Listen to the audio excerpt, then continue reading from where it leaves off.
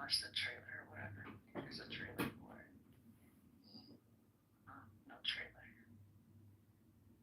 Wait, there's a YouTube trailer.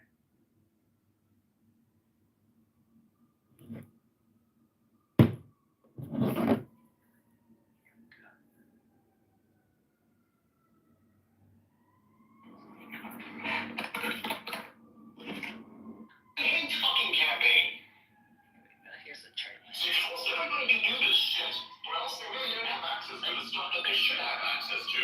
And basically piss I know off. that wasn't the conversation. There you go. It's been a good impression day for me too. Also, to me, nobody say that last. All of the gamers and basic. Where's everybody at?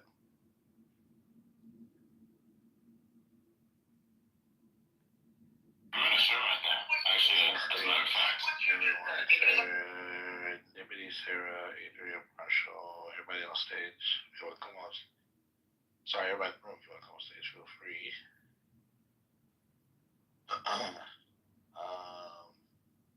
Hope everybody had good holidays. How was yours? No, that's pretty cool. Good. Are you back home? Yeah, I think my voice is In other cities, how do they? not all the way back, but it's better. It's like a lot stronger than it was.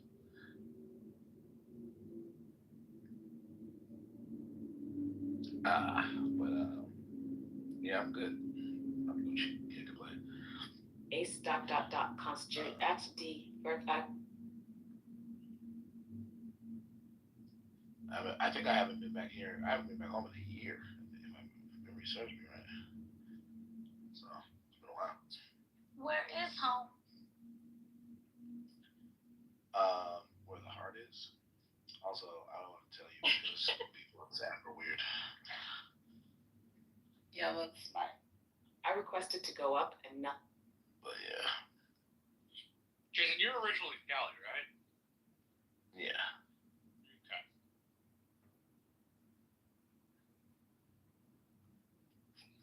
I actually have a question for you. Do you have any pets, like a dog or a cat?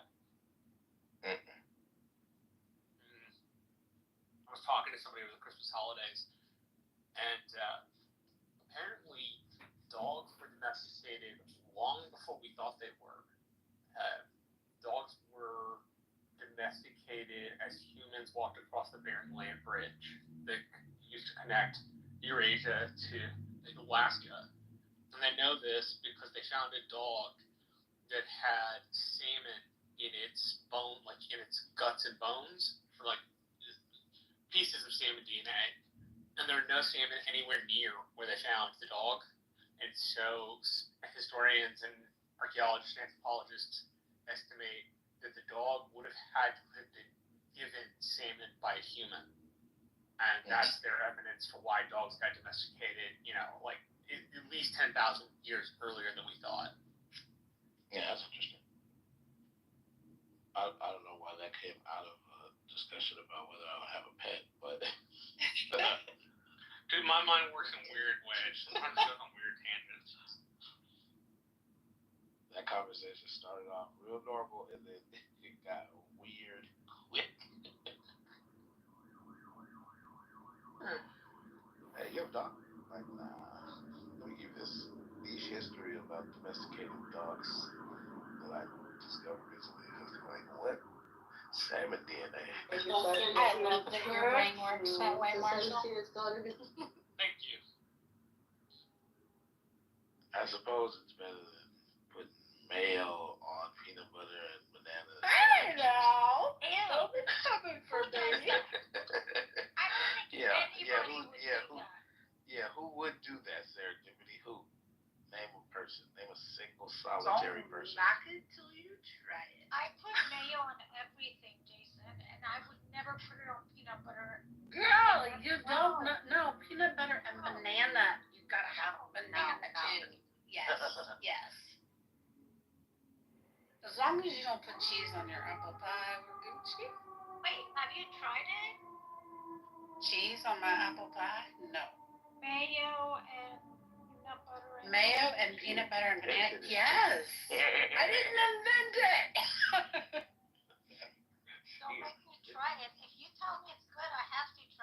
Girl, it is so good. I'm telling you what, if you put mayo on everything, you've got to try it. And then I need you to come back and tell Jason how freaking scrum delicious it was. I'm not gonna do it, but I do want to point out an irony. The same people who, and I don't know if this applies to you two specifically, but I feel like the same people who are like, nah, I'm not gonna take this clinically proven effective vaccine because the government says so. But if you random person on the internet tell me that put mayo on banana and peanut butter sandwiches is legit, fuck it, I'll try it. Why the fuck not? Like, Oh, yeah. that's. Do you want to go down that rabbit hole? I mean, we can. I have time. Okay, hold on. Let's talk about this. Peanut butter, mayo, and banana sandwich. You eat it together. You can have a bite. You may want to vomit. You may never want to eat one of the three again. What's anything worse than that can come up? First of all, you're never gonna try a whole sandwich. It's only a bite or two. Just See? to taste and Only try a it. bite. But that's what you do. Now let's And talk it's about not the gonna vaccine. kill you. That's what I'm saying. Now let's talk Well, about the there are vaccine. such things as peanut allergies, and they do kill people. Well, I don't have peanut allergies, so. Just saying. But let's talk about the vaccine that I refused. Actually, no, I got it. I'm vaccinated, but I didn't want to get it, right? The Schnupp machine. This device is used in Swiss and German tradition. Users place their nose over the machine, wait for the operator to drop the hammer, and a puff of air makes a dose of snuff shoot up their nose, and yes, some even include a built-in nose cleaner. These people... Make sure the vaccine doesn't have long-term side effects. No. Oh, no. This is my career. I teach this stuff. It does. It's 10 years. And the shortest vaccine they have ever, because it's for medication, all medication, and it's for vaccines. Because within the first 10 years, it's when you see most of the side effects. It's good to get some fresh air. Fresh air? This guy was caught cheating in the sport of Rayar Al Palo. The goal of the game is to use the stick to reach as far as possible without touching the ground. Majority of contestants are required to have some insane strength in order to win. However, when this guy showed up, he decided to do something different. He ended up using his stick to hop across the field, allowing him to reach the end. This guy was caught cheating in the sport of Rayar Al Palo. The goal of the game is to use the stick to reach... Not be ready for that production until that time. And then there's one vaccine. There's one vaccine.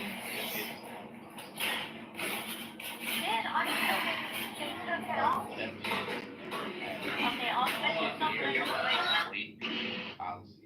I'll send you lecture. Back in 2005, the company... I'll send you lecture notes. If they have taken... So here's the thing. Jason, if they've taken the links down, I'll send you pictures of textbooks. The FDA does not now, nor has it ever had such a policy. That is not true.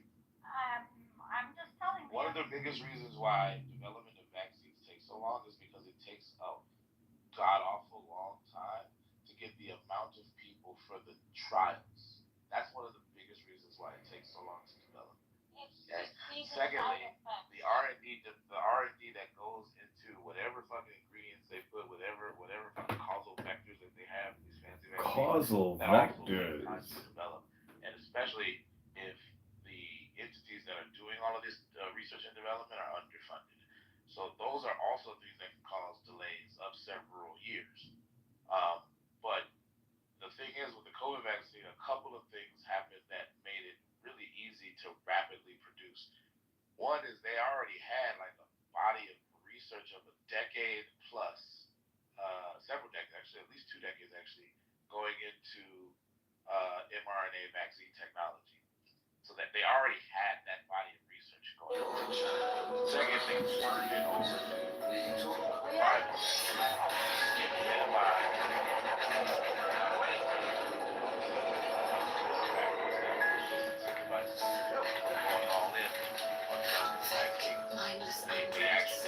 It never stops at the who created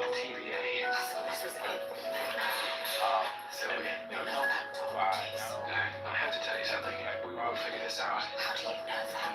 Because my movement is this is new for me. One of the things that takes the longest to accomplish. So they were able to go through all three trials rapidly, way quicker than most other big developments in an emergency situation. Right? And one of the things that would be hard is the vaccine turned out to be effective. You will be unless you cover those. That was how you incentivize people to be a part of the trials. Usually you don't have that to negotiate with people. So these are all of like the things that contributed to the vaccine being developed rapidly and then rapidly going through the normal three-phase trial. Right? Like those are facts. I've looked for this policy that you described. I've never been able to find it. I don't know why. Okay, you haven't done that yet, and I guarantee you you'll Yeah, but I'm not gonna do because it right everybody now. I can't who says this says they're multitask. gonna send me links and they never send me links. I I've been will looking at this though. shit for like I just put a 2-3 years now. picture for you, okay? But I'll send you Oh. links though. Well, then that's I all. will send you links, I don't believe you. okay?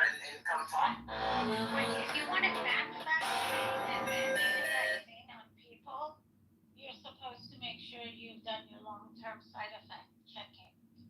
What do you think the phases are for? What do you think the phase trials are for? I'll send it to you though. No, but what do you think the But three-phase trial process is? it's about the number of people who are in the phase, and it's about how many years they're observing for side effects. And until. No. So the I phases, can't, okay, I don't want to among have other this things, they would argument. Let's just observe drop any it. possible side effects, but they also observe the effectiveness of the vaccines. Okay? You get that, right? Phase Like- 3 clinical trials are critical to understand whether the vaccine is safe and And effective. effective, exactly. Phase 3 trials often include tens of thousands of volunteers, not millions and billions of volunteers. They mass vaccinated people before this trial was done. And you No, know that's not what? true. I That's had not true. No, that's not true. All three phases of the trials were done before they mass but vaccinated. phase 3 is supposed to be done in 5 to 10 years. No. Oh, now it's Yeah. now No, she's moved. that's not true. That's Now not it's true. 5 to 10, not 10. No, Interesting. it's not true. There's no time It is limit, true. bro. No, it's not. No, it's not. Okay, I'll This send is you the really link. not true. Why would what would be the advantage of waiting 5 years to complete a Because phase 3 you trial? can see long-term side effects. Okay, That's why a lot of side effects. medication. First of all, side effects in general don't manifest as solely long-term side effects. Like I don't. What the fuck are you talking about? Side effects are side You can see effects. long-term side effects. What Yes. the fuck does that even mean? Are you Are they like serious? delayed side effects? Yes. Like they don't show up for 5 years? Like name a single example of that kind of side effect ever. I have to look it up for you. Exactly. Because there is no such Because thing. I'm not There's no making such thing. stuff up. That makes no sense. Why would a vaccine have a delayed side effect that delayed for 5 years? I'm withdrawing What the fuck? from this. What would I'm cause withdrawing. that? What would cause I'm that? withdrawing. I'm withdrawing. Because you don't know what you're talking about. No, I absolutely know what I'm talking No, about. you I don't. teach in Because your links six- aren't ready. You don't know what you're Listen, talking I about. teach in Saying 6 things that are college and patently and universities. demonstrably false.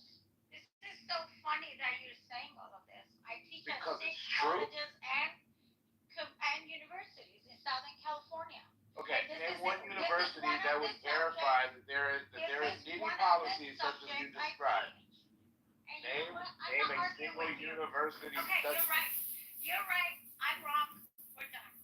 Well, I knew that when you opened your mouth, but the point is, like, you don't have any way to verify any of the claims you're making. You're just saying things.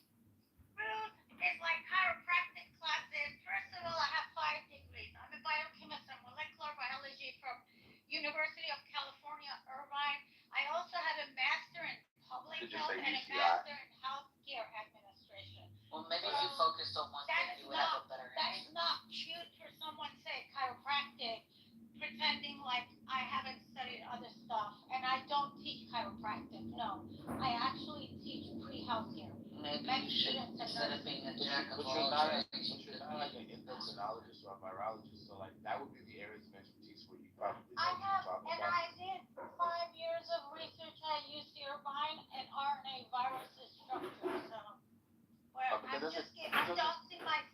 doesn't matter. tell you. As That I doesn't, said, I'm wrong, you're right, Jason. that doesn't I- inform you you're about the making me intricacies dump of the myself right now, and I development don't of appreciate vaccines, or how they work, or how the trials, the three phases of the trials work. None of that. So like, that just wasn't your area of expertise, and that's fine that you have a medical background. You probably know a lot of shit I don't know. To be fair to you, I'm not trying to like discount your knowledge. I'm simply saying you've made specific claims that I know to be false because I've researched them. Because these claims have been made over and over and over again in a bunch of vaccine rooms on Clubhouse. And I went and looked into them and I found out they're just wrong across the board. Like I can't, like literally, I have tried for like what 2-3 years now to find one example of it, like ever in history, anywhere in the world, of a side effect that delayed for 5 years before it manifested itself. I've never heard of such a thing, not even once. And like, if you had one example that was concrete, that might bolster your argument, wouldn't it? Like, is that not a fair question? So, like, to be all up in arms about the potential of something that literally, at least as far as I know as a non-expert, has never happened anywhere in the world is a weird justification to be like, the government's evil for, like, making vaccines that are, like, 99.9% effective available to the general public. And one of the biggest demonstrators that the shit was effective was the fact that literally hundreds of millions of people in the United States alone got them, and they did exactly what the fuck they were supposed to. Like less than 0.1% adverse reaction. That's actually fucking phenomenal. That's actually a huge accomplishment. And I'm not trying to discount any of the cases of adverse reactions because they did happen, and some people have been negatively impacted by that. I'm not trying to make it sound like this don't matter. Like I'm simply saying, I don't know, man. These arguments, these anti-vax arguments, dude, like they don't hold up to muster at all. Like if you start asking basic questions, people get angry and end the conversation because they haven't really thought it through. They just know they want to be up against whatever. I don't even know why. I guess because the government was involved, like so that must make it evil. Like I don't even know why you would be that fucking skeptical. I'd be more skeptical of the fact that drug companies were involved with profit motive. But like even that, it's like, bro, but the data's clear. Shit's a fucking effective. Like it ain't like I don't know, man. Oh, Jason, I asked ChatGPT this question. I put the link in there. The only thing that seems to have had anything close to that was the H1N1 vaccine. They had cases that were reported within a year or two after the vaccination. Cases of what? Adverse reactions or side effects? This was the question. Can you name examples of vaccines that had side effects but were not present until 5 years after taking the vaccine? Basically, couldn't really do that, but the only thing that came close, saying that narcolepsy cases were reported within a year or two after widespread vaccination during the 2009 H1N1 pandemic. I had a question. How long does it usually take a vaccine to go through the proper channels of testing before they make it available for widespread human consumption? Usually several years for the reasons I was describing earlier. Now, I asked the question because you said you don't know of a vaccine where the side effects show up to 5 years after, but being a fact, do you hold any idea to the fact that we fast track this vaccine, so usually the years that we would have to study it, they didn't go through that requisite time, so any other side effect that we do have coming up that usually we would have seen from testing it for years, we are now just seeing. And again, I don't have no dog, I'm just asking because I heard you ask that question. Yeah, I mean, it's a natural thought to have, but the part you missed, I think, helps answer that or address it. Normally, the reason for the delay is nothing to do with monitoring for side effects. The reasons for the delay have everything to do with other things, such as finding people to be a part of the 3 phases of trials. And you have to do the 3 phases of trials in a very specific or sequential order. So you can't start phase 2 before you finish phase 1. Okay, so if phase 1 delays you a year, then it effectively delays phases 2 and 3 by the same amount of time because you can't start those till the first one's done, right? So you can have compounding delays through the phases because you need to find a certain range of people to be a part of the trials, and that usually takes forever.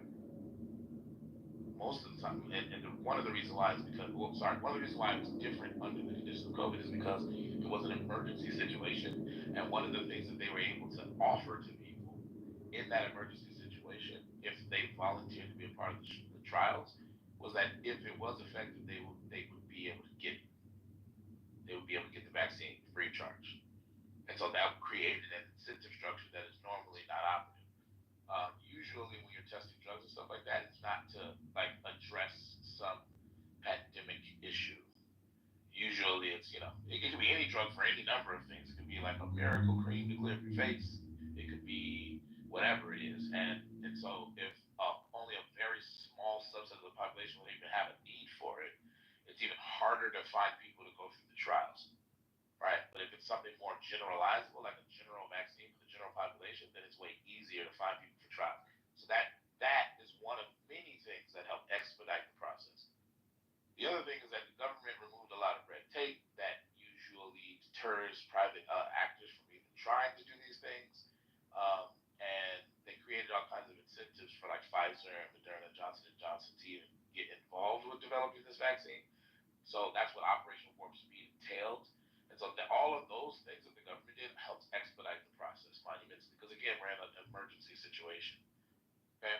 If you understand that for the vast majority of drugs that are tested and seeking FDA approval, that one of the biggest causes for delays has more to do with finding people for the trials and less to do with monitoring for side effects, then this side effects argument kind of gets undermined. And like what I was trying to do was explain why the side effects argument doesn't make sense. Yeah. The other part of that, the last thing I'll say, is most side effects do not take 5 years to manifest. They're almost always immediate, like weeks, months, maybe. And the reason why it would be delayed even weeks or months or even, I guess, years potentially is because it took that long to get that amount of people in trials. But if you have everybody kind of relatively all at once, then that delay is going to be minimized, right? Like delayed side effects are extremely rare, but especially delaying them by years. Like most things you take don't last in your body that long. So like I'm boggling my mind trying to figure out how the fuck something can be a side effect of a drug you took 5 years ago would manifest 5 years later. Okay, Jason, two things. If you really want to research on this, when you go on Google, you have to go under tools, and then under any time, you have to check for whatever you want to check under custom range before 2019. That way you'll see what was going on before COVID, because whether you believe it or not, once you do that, you're going to see a lot of other stuff. That's number one. I wouldn't use ChatGPT to look for stuff that there's a lot of controversy out there. I'm not saying I'm right. I'm not saying you're wrong. I'm just saying that's how you do when you want to research something and see Jason didn't do correct that. or wrong. I did that, and I was no. I did that, and the reason Okay, I can did you it let me finish? Can you please let me finish? And then I added a link to the chat. That one is from NewYork.gov, and it is saying it takes 10 to 15 years before vaccine is available for general public. And I'm just posting this. This is not the link I want to show you. I want to find FDA's link where it was on their own website. And about 60 years ago, that's when FDA decided that it's unsafe and they have to monitor for up to 10 years. And this was on FDA. But this That's not what this says. Okay. That's not what you're I told you I'll send you another one, but that says 10 to 15 years. No, but hold on. It does not say that is a minimum requirement before you're allowed to make a vaccine available. It says that I'm quoting now, it usually requires 10 to 15 years of research before the vaccine is made available to the general public. The first step of this extensive process involves several years of laboratory research in which scientists and researchers identify an antigen that can produce. Once the test vaccine has been cleared for further investigation by the U.S. Food and Drug Administration, at least 3 more phases of thorough clinical trials are conducted on human volunteers to test vaccine efficacy, to determine appropriate dosage, and to monitor for adverse side effects, etc.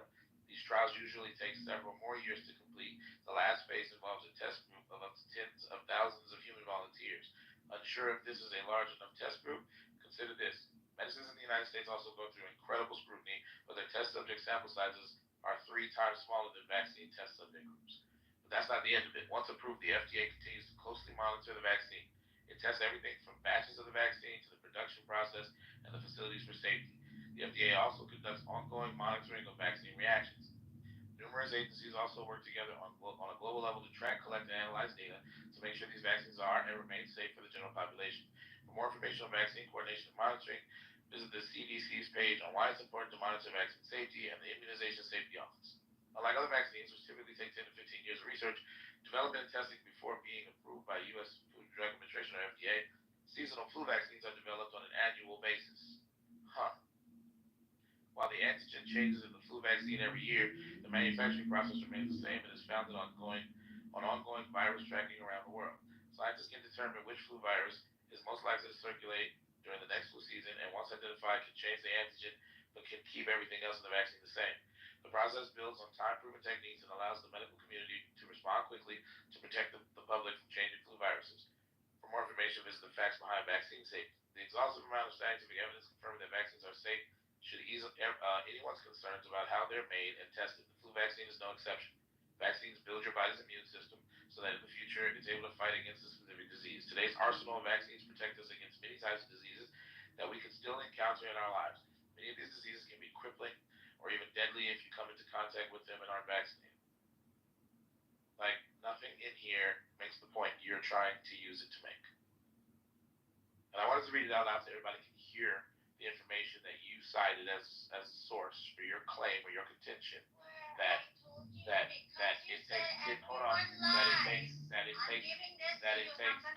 am literally in the process of pointing out a lie. It does not take a minimum. It does not take, Sarah, can I finish? It does not take a minimum of 5 years to research a vaccine to make sure that there are no side effects. That's a lie. The monitoring process is more complex than that for several reasons. And and again, you're not being nuanced about why there's the usual or typical amount of time of 10 to 15 years for vaccine development processes. And I was trying to specify why the COVID vaccine is different in a way that's not conspiratorial, because it's not really conspiratorial at all. A lot of the research and development had already been done for mRNA vaccines in general, which makes the development of the COVID vaccines a lot more akin to the annual development of new flu vaccines, which was in your source. Yeah, it even talks about, like, she even clicked the other link, it goes into more that doesn't support her theory, where it says the 10 to 15, that has a link as well. It continues to... Like, any good faith, thorough analysis of your contentions is going to yield ultimately one conclusion, which is it's not a tenable position to make it seem like, I don't know, bro, that the COVID vaccine development process was so especially egregious or dangerous that it's putting a whole bunch of people at risk. Like, that's just not true. I took the vaccine. I took 3 of them, and then my doctor told me to stop taking them. I don't know why, but, those, at least privately, I think those things are done between a patient and their doctor, right? Like, if the patient comes in and the doctor's like, hey, you need to take this, and the patient looks at the doctor and goes, no, it's not safe. I don't want to do that. Well, you're second guessing a guy that's been to medical school. If the perception of its lack of safety is merely perception based on some things you heard, that's just not a very good basis for making decisions about very complex medical stuff. Like, yeah, you should confer with your doctors doctors because they typically have way more useful information and a way better scientifically grounded understanding of what's involved and what you'd have to consider for your personal health. Right? That's And one they of the would know reasons your risk factors and yeah, reasons they why would be you in a yeah. So like for example, genetically I have several people in my family who this is true of. Am genetically predisposed or prone to have the blood clot issue be an issue for me. So that was something I had to consider when I decided if and which of the vaccines I was going to take. And I ended up having a breakthrough case, as they called it. And by the way, there's all these conspiracies about that shit. I don't even want to go down that road, but I just acknowledge that they have conspiracies about that. But I had what they call a breakthrough case. So despite the fact that I hadn't been vaccinated, and I took the Johnson & Johnson one, and one of the reasons why I decided to do that one was because it was one and done. And at the time, in the state of California, once you got vaccinated and got your card, you could do a bunch of shit like go to the movies, go out to eat and stuff.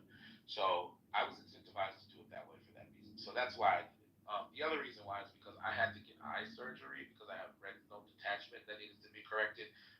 And because of that,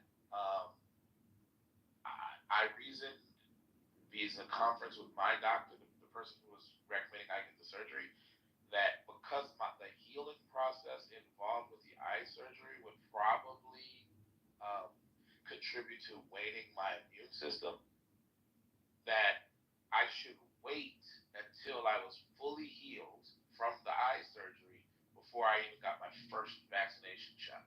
Because to whatever extent that vaccination would also tax my immune system, I'd have double things taxing my immune system at the same time, and that's not a good idea. That was actually something I personally reasoned, and then I shared that with my doctor, and my doctor went, actually, that makes a lot of sense. I agree with that assessment. That's how that conversation went, right?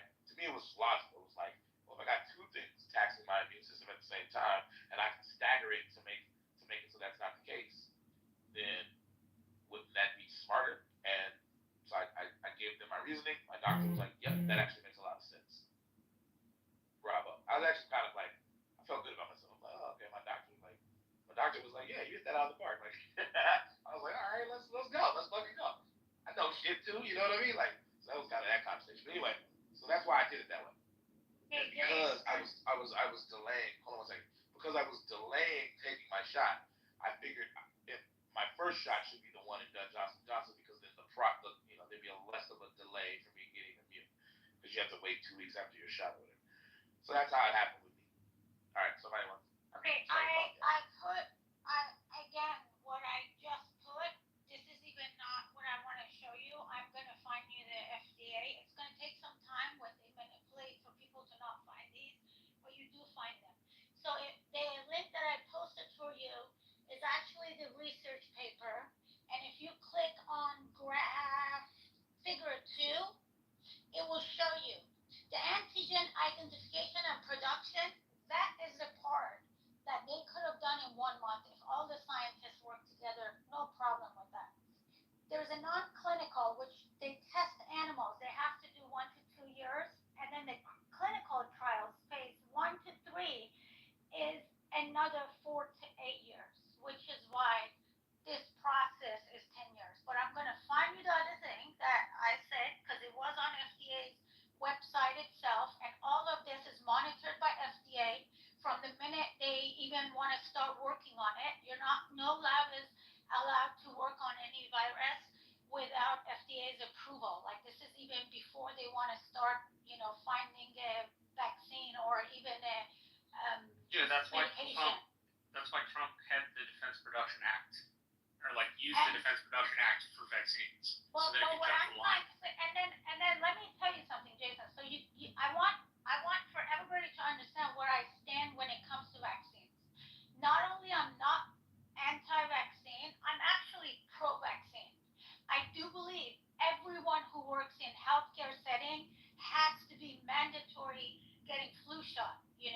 I have no problem with vaccination, and I even think we need more vaccines to be mandated. But my problem with this vaccine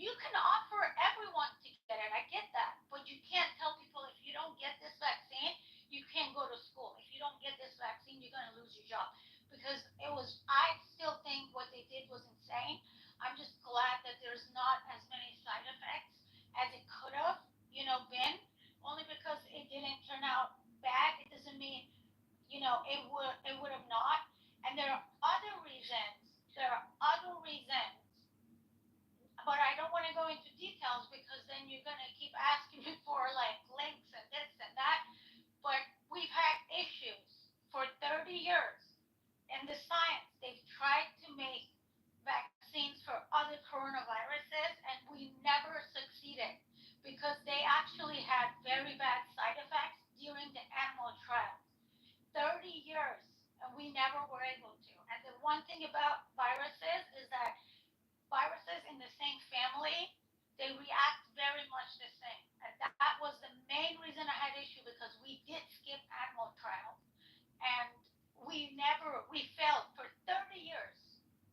Most of the vaccines, it wasn't that they weren't effective, they had side effects. And the main side effect was hypersensitivity, meaning once the vaccine wears off, if you get that virus, you're going to get more sick. So the reason I had any of that is not because I was like on any train of conspiracy. That's just because of my experience and my education in that topic. I just thought it was, it was like very careless and like really wrong to mandate it. That was my problem, mandation. Okay. So if you click on your link, nothing in the actual reading part, the part that you see in this on Clubhouse, actually gives any time period when explaining the phases. It explains the phases, and at none of those junctures does it have any required time in any of the phases. In the thing that you just in textbooks. I told you it's in textbooks. what I will get it for you, but if you go on figure 2, it has the times on No, it. I don't but know did why you you're read arguing anything? over there. did you read anything, or did you just look at a picture? Are you serious right now? That figure Dead is serious. showing you that it's not Oh picture my first of goodness. all. It's a scientific figure, and it's actually Figure, showing picture, you the timeline. whatever. Yeah, Yes. but these are not required time Exactly. periods. Like, Exactly. these are just describing how much time it took. Right. That's the reason I asked. Did you read? When it says 1 to 2, 4 to 8, 1 is Yes. minimum, 2 is No, the maximum. no, Yes, that's not what yes, that means. that's No. not. No, that's typical. So if you want to say how long does it take for a woman to get ready on her first date, and then you like monitor a whole bunch of women getting ready on their first date, and then you describe on average for the thousands of women we monitored, it took anywhere from 30 minutes to an hour for them to get ready for their first date. It would not follow from that you have to wait a minimum of 30 minutes before. Like, some women are probably pretty quick and they can get ready above in atypical time frames, maybe 20 minutes, 15 minutes, for whatever reason. Some women are maybe atypical in the other direction. Maybe it takes them 2 hours instead of 1, right? Like you're just fundamentally misrepresenting what these numbers mean. Did you hear That's why I also said, the did you part that read? I said Did you read? for 30 years we haven't been able, before COVID, we weren't able to actually make any vaccines for Coronavirus coronaviruses. vaccines. Yeah. I don't know. And then let me tell you just said something that. else. You I didn't just prove it. remembered. You didn't substantiate it. You just said it. Let me tell you something else. I just remember. I'll Why, send you why, this why, would, article too. why would you just say things that you're not prepared to like actually support? And then blame us when we criticize. Do you think is this like a well no, but I want to know, is this like a planned debate for me that I came in with links and papers for you? No, And but like this is why I said I don't want to argue because I you should clearly know what you're don't talking want to about. argue with you right now. But you I know exactly what I'm talking about. don't know what you're talking about because we keep proving you wrong with your own sources. No, This is usually what happens when people don't know what they're talking about. no, And like this that's is what's literally annoying about what you're doing Clubhouse. right now. Is This you're is getting all Clubhouse emotional model. about the fact that we're applying basic critical thinking to the claims you're making in absence of any real justification or support. You keep promising support and then providing things that debunk what you're saying. That's what you keep And doing. then complaining that we ask for something that actually supports it. You have shown us nothing. Okay, you win. Like, I'm you wrong. clearly We're don't. done. We're Like, done. you keep saying that, but then you keep talking. No, You I come won't back even. and you say I won't something even else try to stupid. find you guys Come anything back or and- send it to you. Well, that's Whatever. great. Maybe But you you can never, read, but were. That's the problem, right? Like you were hoping that we would just give in and accept your claims, and that's fine. Like you can believe whatever you want, right? Like she left like a punk. Like you can believe whatever you want. At the end of the day, that's cool. You can believe dumb shit about vaccines, but like, bruh, like not talking to somebody who's just adversarial. You're talking to somebody who has legit looked into a lot of the claims that you just made for like years now and has found disappointingly that most of the claims you're making are false. They're demonstrably, patently false. There aren't any textbooks that say this stupid shit because the shit's not true.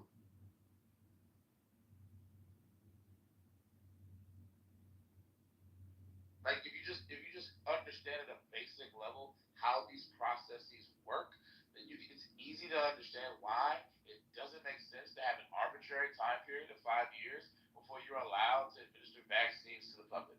That doesn't make any fucking sense. So there's a whole bunch of reasons that have nothing to do with the possibility of side effects, why these things take long periods of time. And among them is like the practical realities of getting people to sign up for trials or the practical realities around um, doing the basic R&D necessary to even move to the point where you're even ready for trials, for the 3 phases of trials, all that kind of stuff. That shit's usually delayed for a bunch of other reasons. That's the main idea of what I'm saying, right? And like, this isn't hard to grasp, but like the conspiracy nuts really need it to be the case that the only or the main reason why these things take 10 to 15 years to develop is because we need to be really certain that there are no delayed side effects. That's a lie. That's not true. That's not why. And it's easy to understand why that's not true because there aren't really too many examples of 5-year delayable side effects that one person could even come up with. That doesn't happen. That doesn't exist. That's weird. And again, logically, like you don't have to be an expert to understand this. Most things do not stay in your body that long. Most things that you can ingest or imbibe do not stay in your body for 5 years, bro.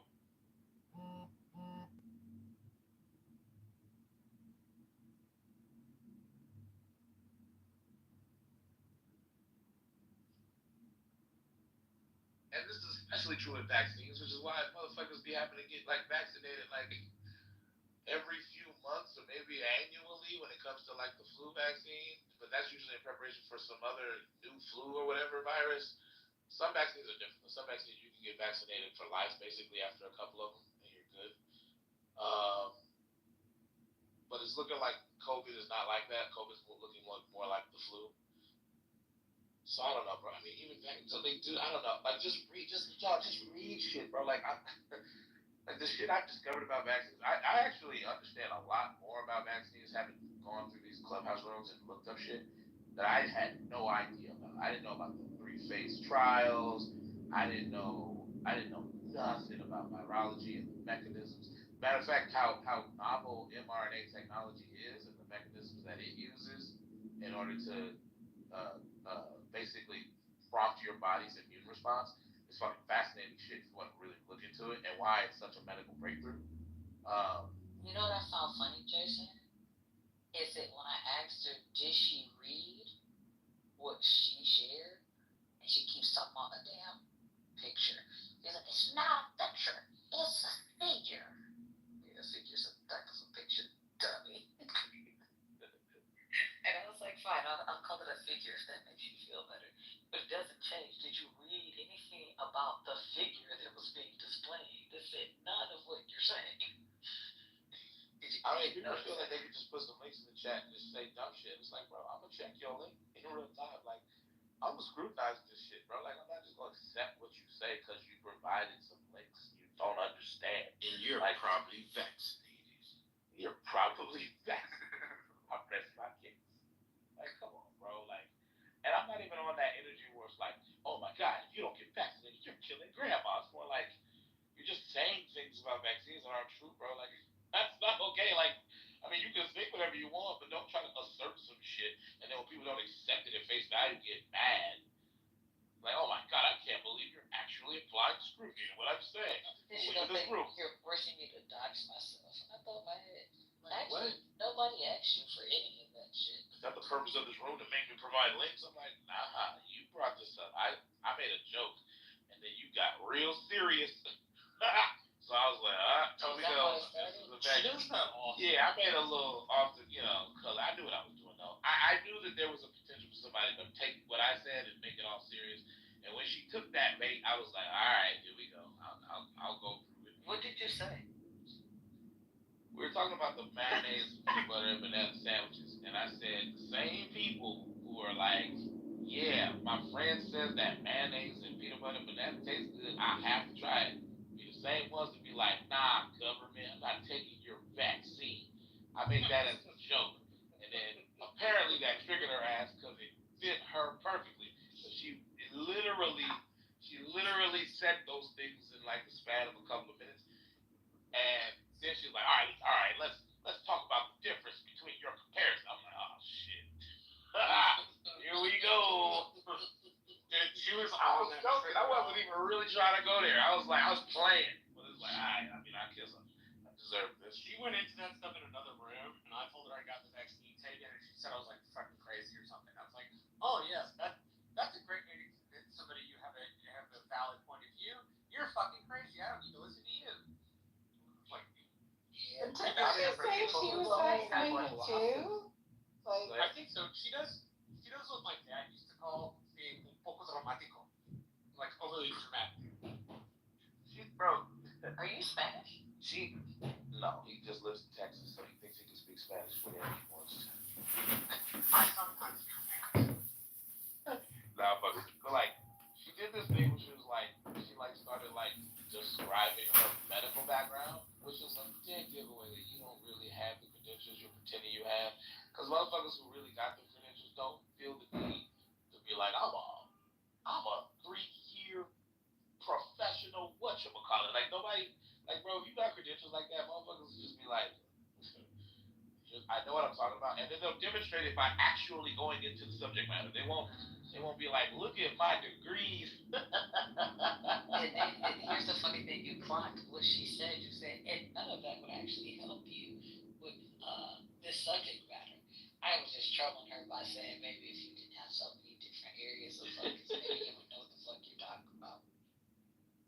I mean, yeah, it's like, and I wasn't even trying to pull rank on that because it was like, bro, I'm not a fucking endocrinologist or virologist or none of that shit. So there's so much I don't know. I'm not trying to be like an expert. I was just more like, it's not about that. It's like, I know that a lot of what you're saying is wrong because I read about it for people who know what they're talking about.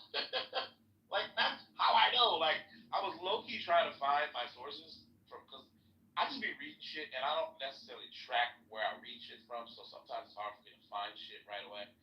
But I was really getting to the point where I'm like, I need to find this shit. And low-key, I probably read most of this shit on the CDC's website, which apparently doesn't count because it's the government. But it's like, all right, bro, like, I can find some other sources if you want me to, but like, this is not even debated, bro. Like, I don't understand. Like, oh god, people just want to like not like these vaccines, and it's like it's not like I'm not anti-vax. I like other vaccines. It's like, okay, well, what is so special about this one? They properly tested. It's like that's not true. They tested the shit out of these vaccines. That's how they know they work. Like, what are you talking about? Like honestly, you know what I should do? Is I should find a timeline of the actual phases of the trials for every iteration of the vaccines that went public, so that people can know how much time they spent testing this shit. Yeah, and part of one thing I thought was interesting. Am I on mute? No, yeah. Oh, okay. One thing I thought was interesting is that part of the time that was counting, and what she said was from when they first discovered whatever it is, where there was some and she didn't even address that. I thought that was interesting. Yeah, I mean, all of the like phases that are in her figure got expedited. That's what I was trying to describe for her. I focused mostly on phases, but like, but none of the phases say even timelines. sequencing to find like there's some kind of sequencing they have to do in order to be able to develop a vaccine, and they rapidly did that shit somewhere in China, like record time. It's probably because they're working on that shit in Wuhan. don't have to go there. But like they found that shit real quick, and then they told everybody else in the world to like help enable them to like start making vaccines for it. And it was like, I don't know, man. I will say that China profited a lot because a lot of the PPE that people would buy. Yeah, made in China. Yeah. You know, I'm not a conspiracy theorist, but you know. What I mean, what I actually still have questions because I don't understand everything. Like, to what extent did the mRNA technology help expedite the process? Usually, when vaccines are developed, they use attenuated versions of the virus, but you don't need to do that with mRNA. And so I wonder to what extent that helps expedite the development of it. That's just a question I can't answer because I don't know enough about the nuances. You know what I mean? But like I don't know, people like the kind of like common sense, like, hey, it usually takes this long and it was really short. How do they know that there's not some bad stuff? Like that kind of basic commonsensical logic makes sense to a layperson. Like I get it. I understand why people felt that way. I used to feel that way. So I read about what the actual nuances of the process were, and it's like, okay, well, that actually explains the thing I was concerned about. Yeah, I think people like the idea of a conspiracy. Oh, Jason, I was so upset because I wanted to be in your room for the Flat Earth, when you did Flat Earth. How did it go? I mean, it's recorded. It was the same bullshit.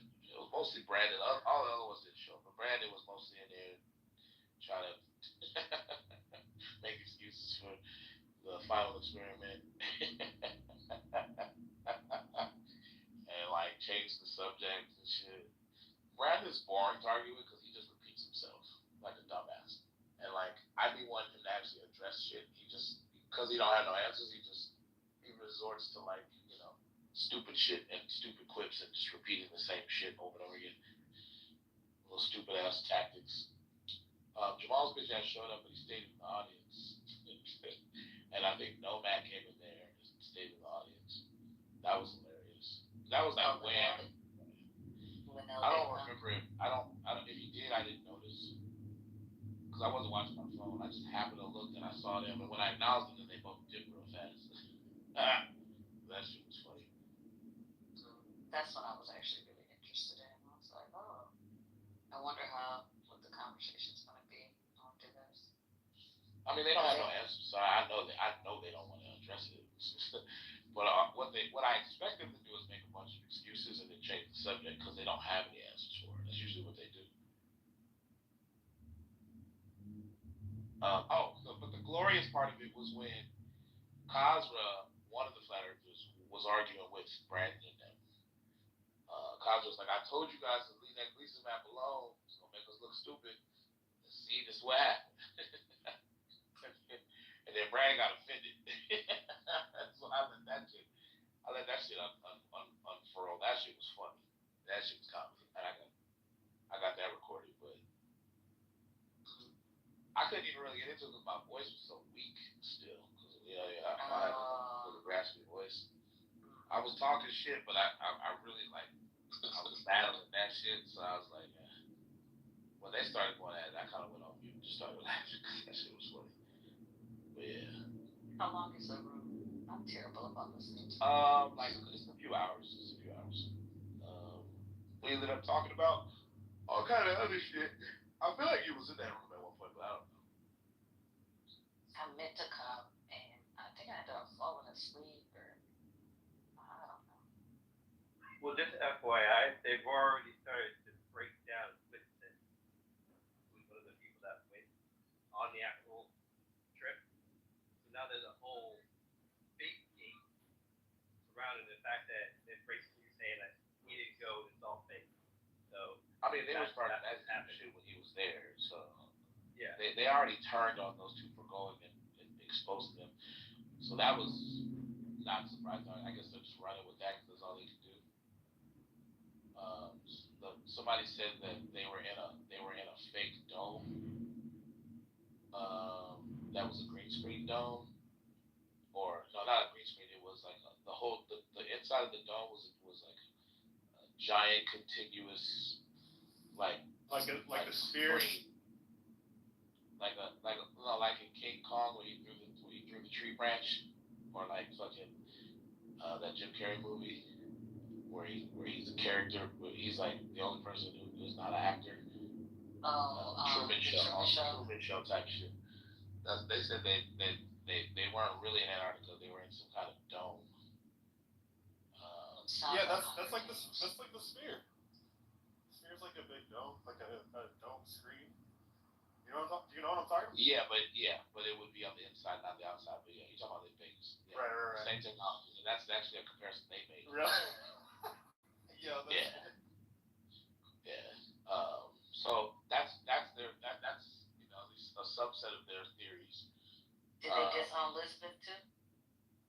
I've been waiting for that, and I haven't heard them do that. But they kind of do it in ways that are subtle, like they like repudiate or like not disavow, but like disregard what basically the observations she made. But she's never really there. Like what I really want to do is I want to get Elizabeth in the room with Brandon and them, and then talk to her, because I'd pick that shit apart. Because there's a whole politic that she has to do if she wants to keep them friends. She can't admit too much shit, and I'm gonna play with that awkwardness if I ever get a chance. But I feel like they know I would do that, so they wouldn't allow it. They just wouldn't show up to the room. But yeah, that's what I really want to do, talk to Elizabeth. Just interview her with them present, because I'm gonna play with that shit for hours. I like her. She's nice. Yeah. I'm wondering how long it's gonna take her to realize that them niggas don't really give a fuck about her. They care more about the fucking religion than they care about her. And if she's too honest about what she saw, it's gonna be really awkward for her. And I'm wondering if she's realized that yet, or if that's gonna be a rude awakening one day in the near future. Or maybe never it will. Maybe she'll figure out a way to make it work. Those are her friends. She can't let them go. I mean, she might be able to make new friends. I don't know. It's just a fascinating thing. The psychology of cults. Is she like a former flat earther or something, or? No, she still is a flat. Well, I don't know. I don't know what she considers. Is she floundering? Is she like faltering or something? Well, she went on the Antarctica trip, and so. Oh, really? Yeah. Wow. Yeah, that's interesting. Yeah, she was physically there with tickets. She just doesn't have a name like them, so nobody talks about her. But we know her from this app, so. Right. It's hilarious because now there's a connection to the Flat Earth gang specifically. They can't disassociate as much as they normally could, because she was there and they were fronting like she was their mascot, she was their fucking secretary, and she was like all of this shit all of a sudden, and now it's like, oh, you're gonna backtrack on that? They put her on a pedestal for her going initially. This shit is hilarious. Like they have to pretend to keep their religion alive, and it's fucking hilarious. It was like all this shit y'all doing is fucking fake, bro. I see through all of that shit. Wow, she's like holding up the house of cards. They can't disavow her, or is it just basically it means that they were. She don't go to no rooms outside of their weird ass cult religion rooms. So it's like, I really want to get her on record in one of my rooms. That's what I really want to do, because then oh my god, I can make so many rooms from that room. Not evil laugh. I'm just saying. I'll be scheming. But like it's to me it's entertainment at this point, because the thrill of the back and forth. I lost. There's no. I'm bored by the arguments they make now. They're the same stupid ass arguments. I've already figured out why they're wrong. At first it was fun because I couldn't. Sometimes they make arguments like, oh, I never thought about that, and then I would go research and figure it out, and then come back, and then they would just make the same stupid arguments. I was expecting them to be a little bit more dexterous intellectually, but I don't know why I thought that. So then it was like, all right, I'm only really going to engage with Jamal because at least he makes the shit seem like it makes sense, even though it doesn't. And Linnell to me both do. No, Linnell's an idiot. Linnell doesn't make any of that shit make sense. Linnell is just too easy for me, because like the first time I actually debated him, I was able through just pure intuition, like debunk most of the shit he was saying. And like, and now he don't even argue straight up. He always had these weird ass tactics where he changed the subject and just start being annoying. And being like he just asks rhetorical questions. That's his tactic now. And it's fucking annoying. It's like, bro, I just asked you a question. And then he'll like flip it on you. Well, let me ask you a question. Do you ever see the nose? Do you ever see the nose of the plane pitch up while you fly it? Like that question is always. Yeah, once. I don't think he understands. I don't think he understands flight mechanics at all because you don't have to pitch the nose up or down to land or like really go up. You could gradually get higher with the nose being straight if you wanted to. We typically take off because we want to get to a higher altitude quicker. We typically do go nose up, but when we land, we don't pitch the nose down. It's way more gradual. But I don't think he knows that.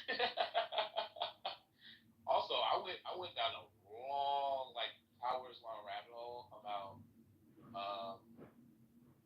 how those what are those things called? They had these arguments about these mechanical things that are in planes. Pendulous vanes. I went into this long rabbit hole about pendulous vanes. I had all these videos I watched, and like they did really good with describing how they work and why. What about them mechanically is so susceptible to changes in orientation? And I went, oh. And once you have the diagram spelled out, it's a lot more intuitive how pendulous vanes work. And I kind of figured out how Jamal was lying about pendulous vanes. But it was weird because it was like, all you have to do is show the chart. Like a lot of times, if you just have these visual representations of what's going on, it's a lot easier to understand the bullshit. Anyway, sorry. Somebody was about to say something. I don't know who it was.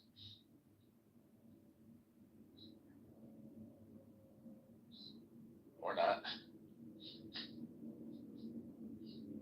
Alright, well, the topic of the room was supposed to be Biden apparently regrets dropping out. We went down the weird rabbit hole about vaccines for some reason. Somebody really wanted to defend their anti-vax stance, I guess, or their anti-COVID vax stance, I guess you want to call it that. Other vaccines are legit. COVID vaccines are dangerous. Is the main message. That was weird. But anyway, I don't know why Biden believes he would have beat Trump. Maybe it's just one of those gut instincts. Maybe it's his ego. But it's kind of sad what happened to Biden. Biden believed in himself. But then when the Democratic Party stopped believing in him, that's when the backstabbing happened. And I never thought I'd feel this way, but I started to feel sorry for Joe Biden. Because once his ambitions weren't in alignment with the party machine conspired in such a way as to take him down. And then they did it in a way where it was clearly backstabbing. And then they tried to pretend like it wasn't backstabbing, all after the fact. Which was like, obviously bullshit. And then people sipping that woke Kool-Aid, that Democrat brand of Kool-Aid, were all on that. Thank you, Joe, for your service. You're such a great man because you didn't have an ego when it counted most. And you gave us the opportunity to beat the evil orange Nazi man by putting Kamala Harris in your place. And then Kamala Harris went and lost.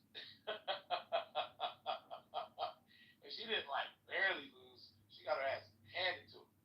And like, that's sad. That's actually kind of a sad story. Because the one dude that actually succeeded in beating Trump, people just stopped believing in him because he looked really old as fuck on that debate stage that one night. He had a bad night. He just had a bad night. And then he had a bad night followed by a bunch of bad days. This motherfucker introduced President Vladimir Zelensky as President Putin. With the world watching, bro. It was embarrassing. I was like, ooh, he did that. I couldn't believe he did that shit. And then he accidentally referred to his own Vice President Kamala Harris, Vice President Trump. And they cut to his chief of staff, and you can see the face palm. They didn't actually face palm, but they like averted their eyes and kind of looked down. I was like, damn, bro, he's just having some bad days. They said he had COVID. I don't know if it's true, but it might have been true. He was sick with something. So then he disappeared, and then he had endorsed Kamala, and that kind of like didn't give the Democrats much of an option.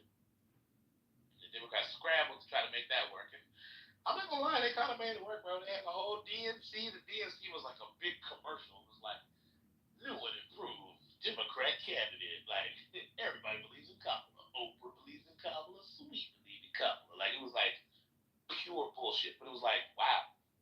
Like if you took actual shit that just landed out of the ass of a bull, like fresh, and you dip like paint brushes in it, and you had a blank canvas, and you painted a masterpiece out of bullshit with all of the intricacies and shit, and the little swoops here and swooshes there. And it's like a really elaborate fucking painting out of bullshit. Like that's what the DNC did. I was like, wow, it's bullshit, but it's amazing bullshit. It's art. You know what I mean? Like it's artistic bullshit. Like that's the level of bullshit we're talking about right now. Like these motherfuckers will bullshit you, bro. But they'll make it like a nice, beautiful fucking mosaic of bullshit. Like it's crazy. And I was just entertained by it because I'm just like, wow, I'm calling bullshit on all of this, but like motherfuckers are eating this shit up. Like, can you imagine going to the art gallery the next day when you saw this person dipping their paintbrushes in actual bullshit to make this painting, and then it's in the art gallery smelling like shit, and everybody's pretending like it's a masterpiece, and you're just like, wow, bro, like these are some sophisticated, uppity ass motherfuckers who actually don't realize that they are filled with adulation about bullshit, like literal bullshit. Like there's flies in there landing on the bullshit. You're like, y'all don't see the flies? And they're like, they came up with some weird, sophisticated excuse for why the flies there. It's like, no, this is part of the artistic statement. It's the fact that it draws flies that really makes it pop. And you're just like, wow, the delusion. Like, that's how I felt. I don't know how y'all felt, but that's how I felt. The whole election's like, I'm like, these motherfuckers are really delusional as fuck, bro. And then at one point, even I was like, well, I don't think that Kamala Harris is a good candidate, but Trump is also ass, and so maybe Trump will fuck this up. And then election day happened, and she got trounced. And I was like, oh, okay, well, I guess I was wrong. I really thought Trump was gonna fuck up. I really did. I mean, when you hear somebody say like they're eating the dogs and cats and all the bullshit that he spewed, like you would think that he did fuck it up. That wasn't even it. To me, it was like the doubling down on the election was stolen. Like that was bigger, way bigger deal to me than that nonsense with the dogs and cats. There's plenty of people that believe that. So, but like that's what I'm saying. Like that's like not as crazy as saying there are people eating dogs and cats. Like, and that's like a common thing to say. Like that's crazy shit. Why is that crazier than an insurrection? Like I don't get it. I'm saying that people believe that people believe that the election was stolen. Tons of people believe that. So just to come out and say that there's a mass population of people slaughtering pets and eating them, and it's like completely racialized. Like that's a crazy thing to say. Other than like the conspiracy theory that the election was stolen, because like I said, like so many people believe it, and then on top of that, the transgender transgender migrants getting surgery in prison, was that not crazy too? What do you mean? That it happened, or just the way they're touting it, like it's commonplace. The way he was touting it, like it's just like this is just something that happens. That's happening. I'm starting to realize that you view these things way differently than me. But okay. No, but like I want to actually understand your point of view right now because I'm a little baffled by these questions.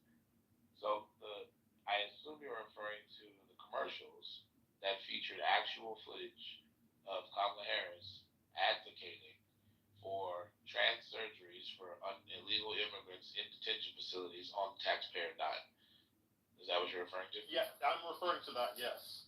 Okay. So that was an actual position that she held when she ran for president the first time, right? Right, but like during a debate, like just to throw it out there, like it was I thought was kind of insane. But I mean, I can have the wrong view. Wait, take that back. What's more insane? Actually holding the position, or someone calling you out for holding the position on a debate stage? So what did she say? Hold on, I'm sorry, I'm walking. What did she say specifically about the transgender migrants getting surgeries in prison? Like what was said? She was asked, maybe I'm misreading this. She was asked at like a transgender event that she attended whether she would support such a policy, and she said 100% yes, I would support that. And then that came back to bite her. But what did she say though? Didn't she say it like if it's part of the law, then no, then yes, I would support it. Isn't that what she said? The first time, no. So she said that. So this time when she ran, she said when she was asked about it by Brett Baer, is a famous example of that Fox News debate, or not debate, interview. Then she said, "I will follow the law." Right. Yeah. So she did. That was like a common way to kind of like have an answer that doesn't really answer anything. But she did say, "I would follow the law this time." But the commercial they made was made out of a clip from an interview she did with some pro-transgender group. I forget what it was called. I can look it up if you want me to play it right now. Yeah. If you want to, it's really not that deep to me. I mean, like this. I mean, this isn't like a new thing. That's why I thought it was crazy. This isn't like something that's just. This is brand new. Like I've heard of like. I guess I thought it was crazy because he was talking about migrants and migrants becoming transgender when like there's plenty of prisoners that have gamed the system like that and just gotten a transgender surgery and became a woman to I don't know, like they're crazy people doing things all the time. I didn't think I thought it was crazy because of the way he brought it up, more so than like how she was trying to defend the law. That's really all I was saying. All right, it was so the she went to was transform.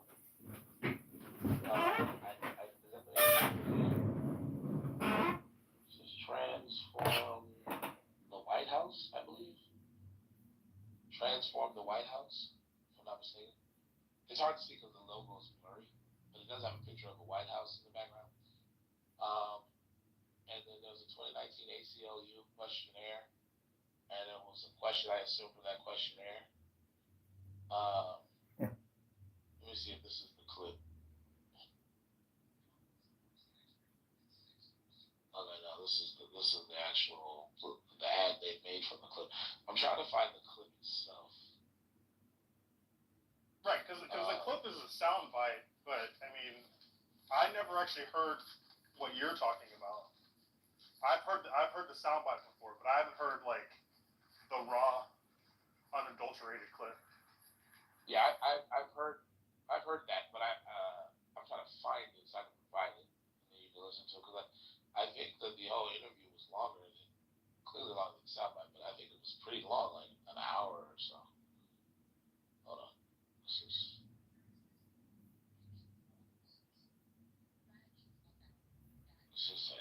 being covered by other people.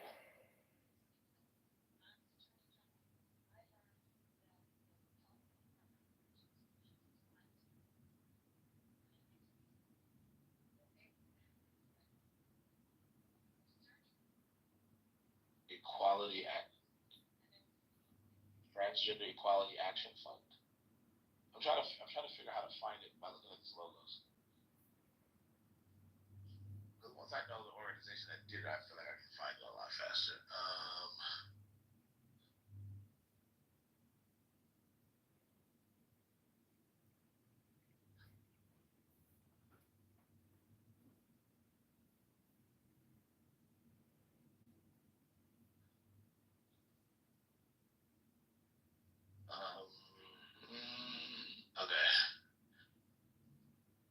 CTE action fund. Okay, I found a 7-minute 14 long. 7 minute 14 seconds long one. I mean, you don't have to put That is not that. It's your But I'm trying to figure out. Okay, yes, this is the right one. All right, hold on.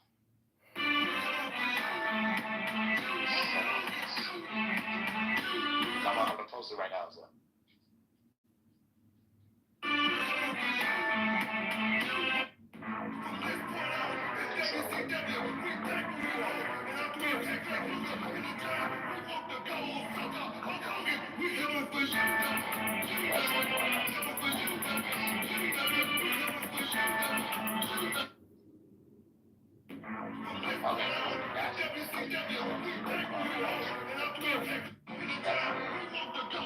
It's 5 years old. This is, I guess, the wrong thing.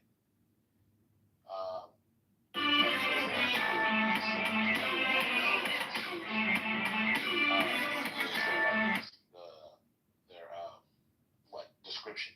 So Senator Kamala Harris sat down with Marquisa to talk about the fight for transgender equality since President Trump took office. As they say, nonstop onslaught against transgender people, so we're fighting back. It's time for a new president. It's time to transform the White House.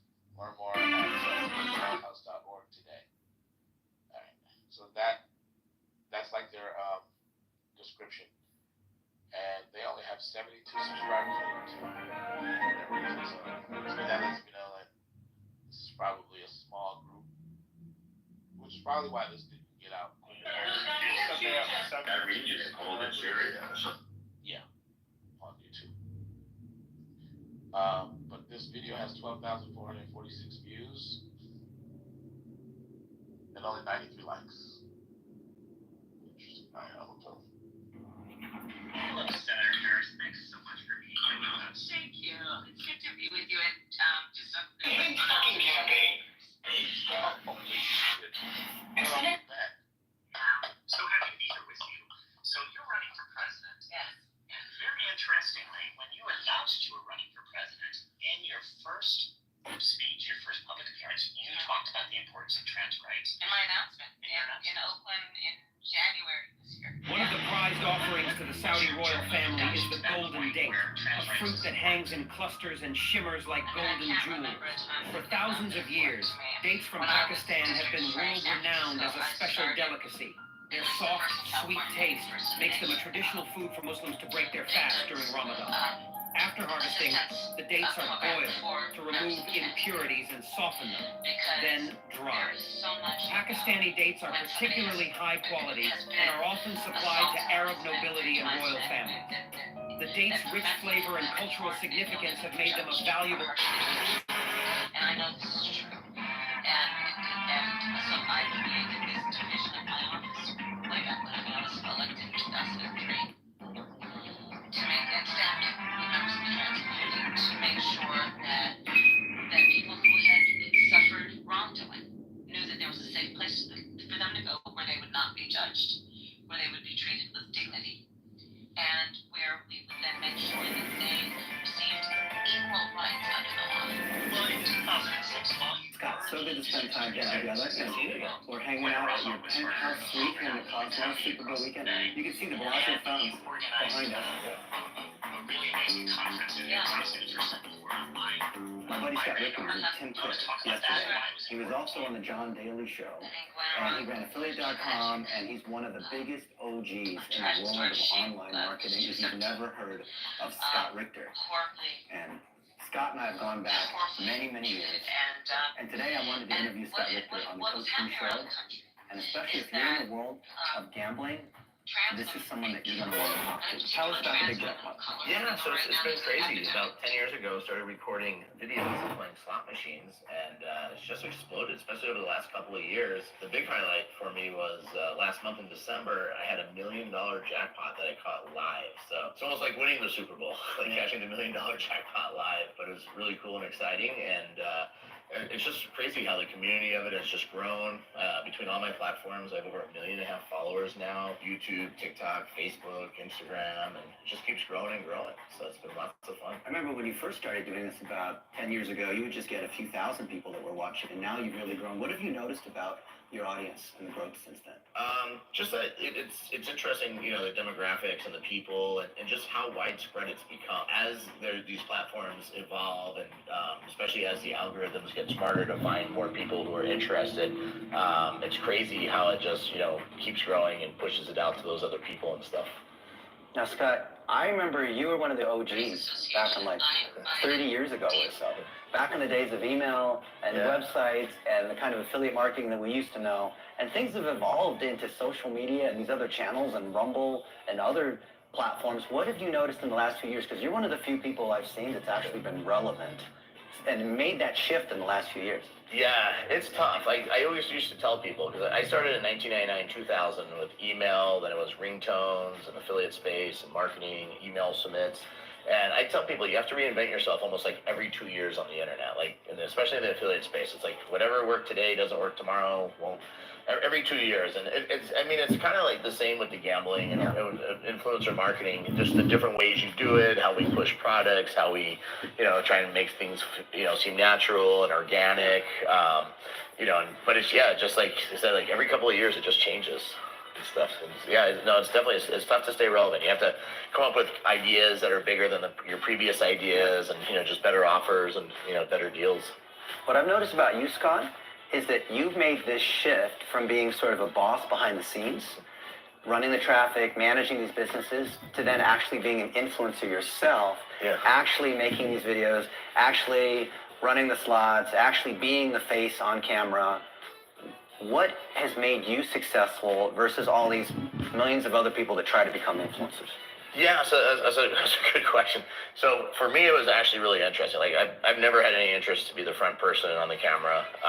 So definitely the first few years of this was. I mean, still I'm kind of shy and get nervous, but the first few years were rough, especially having fans come up to you and want pictures with you, your autograph, and different stuff. And I was kind of like, I'm not anybody famous. I'm just myself playing slot machines or and stuff. But now I understand it, and a lot of these people watch me for my average watch time on my long form videos is almost 18, 19 minutes. So and we put out a video every single day, where a sitcom maybe has a season with 10 or 20 episodes, for 30-minute long that gets 18 minutes of watch time for the whole year. So it's just a lot of fans really engage, really enjoy it, and it's been different, especially on stage now, and we have a couple hundred people in attendance. We watch us play slots, and it gets crazy. Like I said, and I still sometimes it's nerve-wracking and stuff. But definitely become more used to it, and was always an operations guy. Now we looked at your stats, and we saw on TikTok and even Instagram that you had half of the people watch to the end of the video, and then if I remember correctly, half of those people also replayed the video. So if you had 300,000 views on a video, almost half of those would want to replay that video again. How do you get that kind of virality? Yeah, so what it is especially with the gambling, is one, you want to see it till the end because you want to know how much I won. So I guess you could fast forward it to the end, but then that wouldn't be exciting. But so you want to watch it to the end and see how much I won. And then I think a lot of times, especially like with the slot machines, is it's very fast. So you want to rewatch it again, because sometimes people are like, oh wait, what was that? How much did he just have? Or I can't believe that happened. The other thing is a lot of people like to watch my videos to see how to play the games. I know there's there's no tips and tricks and secrets that are, if there was, I wouldn't be an influencer. I would just be in the casino 24/7 gambling for myself. But there's a lot of people in the casino doing gambling. But people want to watch you, so. I mean, they want to know, how much money, because you've told me over the years that you think you're up in terms of gambling, right? No, I think, I definitely am up for the last couple of years with the $1 million jackpot, but probably over a lifetime, there's nobody who could tell you, honestly, that if they've gambled their entire life, that they're ahead. I don't care who they are. If you've gambled for 20 or 30 years and somebody, unless they won $10 million or something incredible, there's nobody who could say that they're up their entire life of gambling. It would just be too hard. Because when you come to Vegas, I see that the casinos put you up in the nicest suites and take care of you and all that. So Yeah. I figure you have to be losing a lot of money. So if you were to guess, like, how much money do you think you've lost over your lifetime? Probably over my lifetime, a couple of $1 million. I think it varies. You know, some years, I've had years where I've lost $1 million, and I've had years where I was up $500,000 or $1 million. So, I mean, with the wins and the losses, what it is, but on average, you probably lose 8 out of 10 times. But you usually have one really good win, which makes up for 3 or 4 of your losses, out of those 8 out of 10, and then you have a couple that you break even and stuff. But yeah, I mean, probably over my lifetime, 30 years of gambling, I've probably lost a couple of $1 million. Which isn't bad for 30 years of that. Yeah, no, especially high, and that's one thing that a lot of my followers really enjoy with me is, I have two sets of audiences, so it's kind of interesting. So some influencers, if they're just betting smaller amounts of money, have one set of audiences, which are just their audience and people who watch them.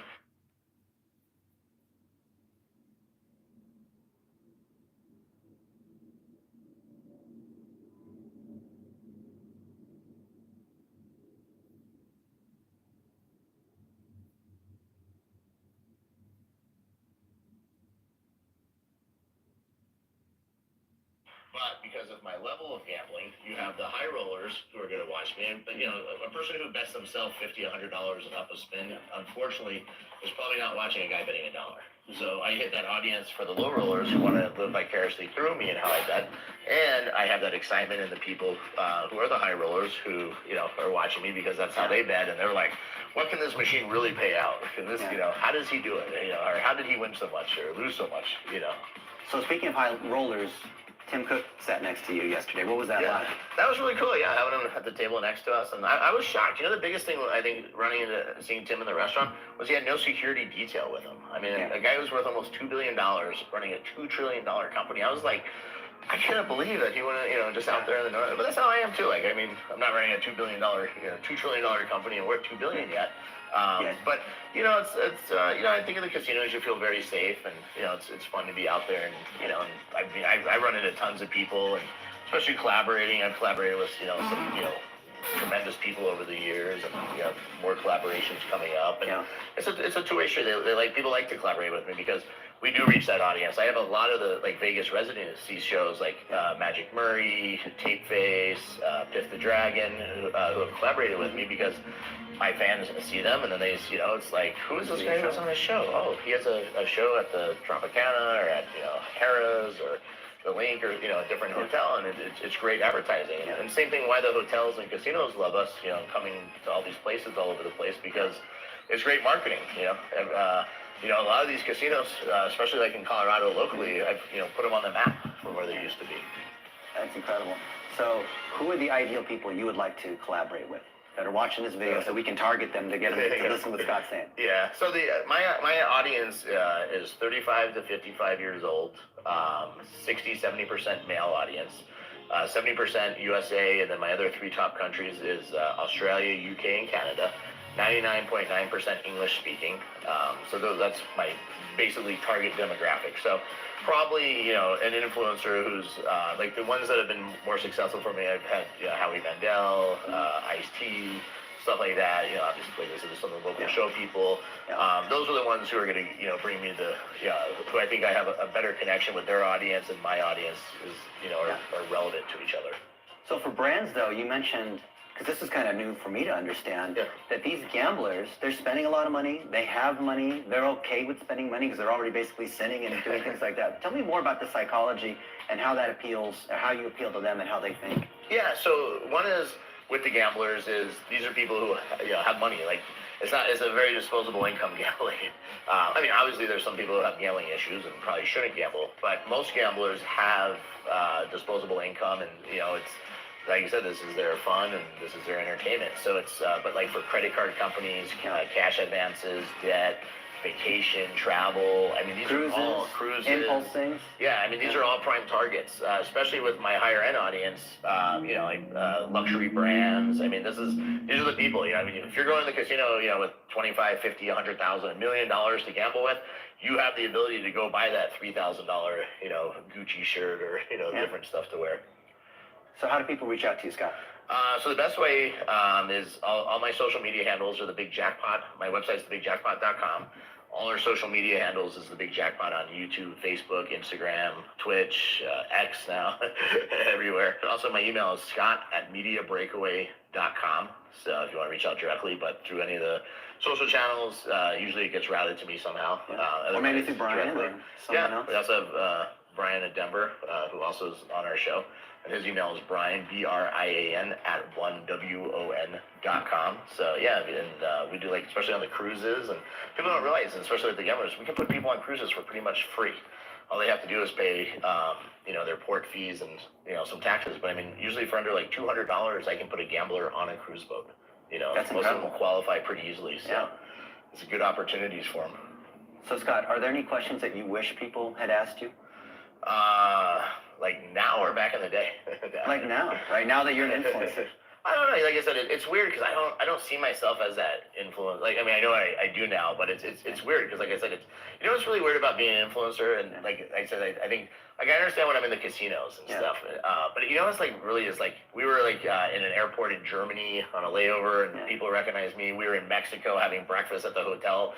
I'm just like, airports a lot. I mean, at Taco Bell, Costco, everywhere. It's crazy. Like, but then I have to sit back and I have to think about it. I'm like, how they all know me, and then the biggest thing is, I'm getting over 20 million views a month between all my social platforms. So it's a lot of eyeballs on me, especially like I said, people are watching me for 18, 19 minutes at a time, on the long form videos. So it's intense, like how big it's become. But I appreciate everybody who always is watching and leaves comments for me on my videos. I try, that's another thing I do, which a lot of social media people don't, is I try and reply back to everybody's comments.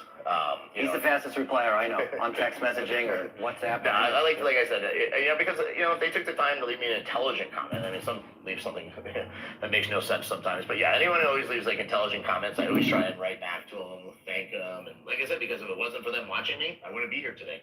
Yeah, Scott is impressive. He's got a 30+ year career. I've known you for how long? Like 24 years, 25 years. A long time, yeah. And he is still going. If you look up his Wikipedia, it says he's 52 years old, and we're going to help him with his knowledge panel. I'm not being paid to say this. I'm doing this just because I really admire Scott, and I invite you to go check him out. Thanks, I appreciate that. Yeah, great. Appreciate you. Yeah, thanks for having me.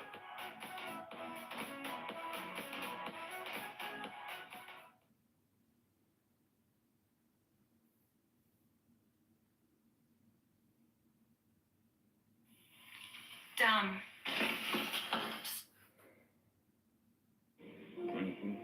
I'm proud of you, you know that. I hope you do. So if you want to sit at the casino at home and play some authentic slots, I just saved your time.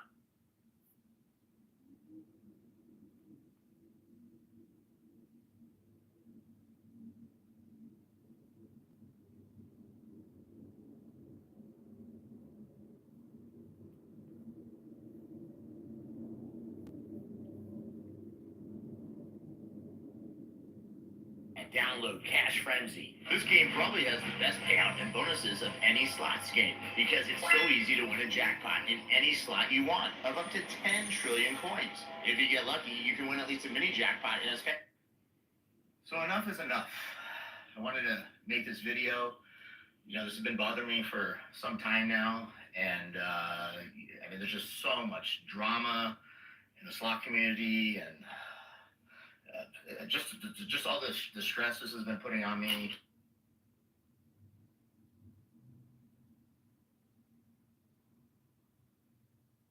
For the first time ever, with both of them, double trouble. Buddy Michael and Joe, how you guys doing? Joe's have a nickname? What are we gonna come up with for a nickname? Should we up our bets? And coins get us free games. The more coins, the more free games at once. Hey, Scott. There we go. Alright, finally some buffalo head. And then as you get more buffalo head, the symbols all go buffalo. So now, all the eagles will turn into buffalo. You have 4 a.m., $2 super chat. Raja, is Mr. Mike the first Armenian elf you have met? He is. He is the first one. Wow.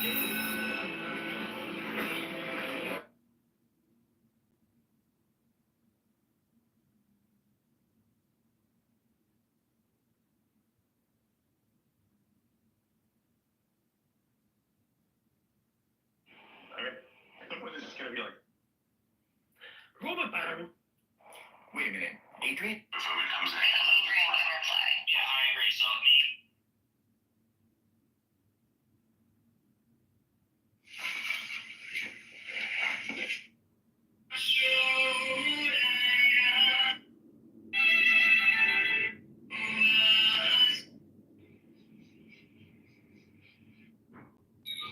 So you have a particular objection?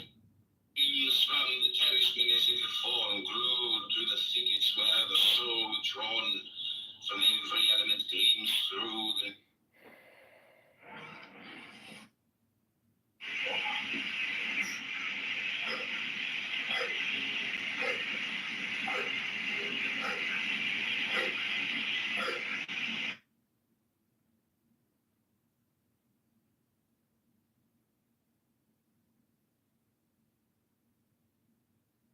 It's really kind of ridiculous for you to say to me that I don't like.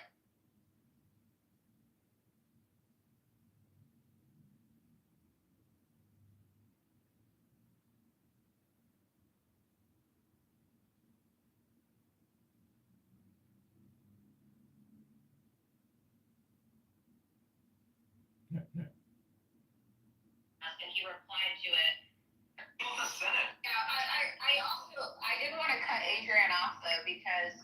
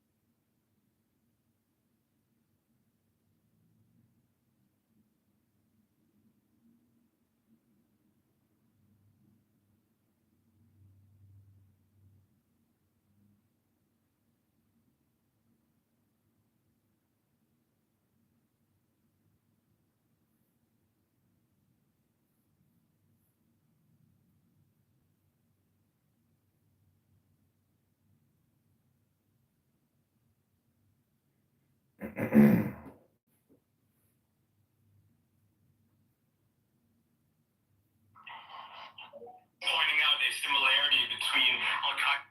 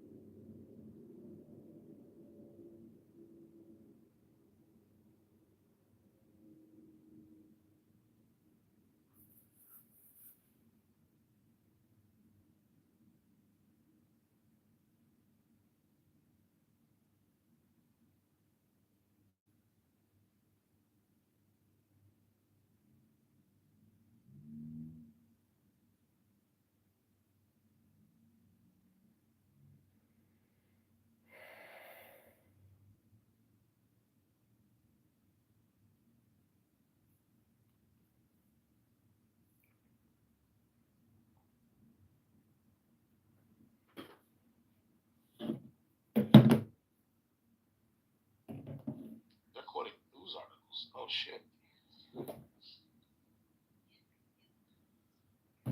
What news?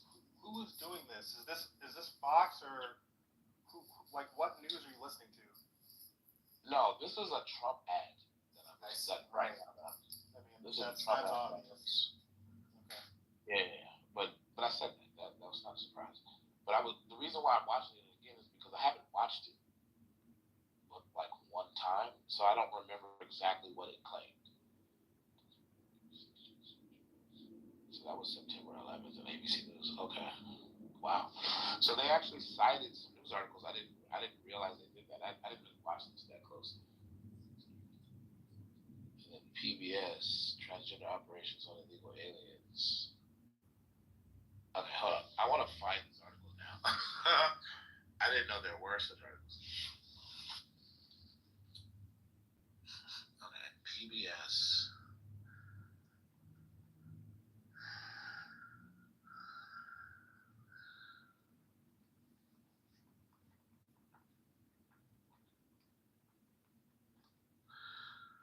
That's true.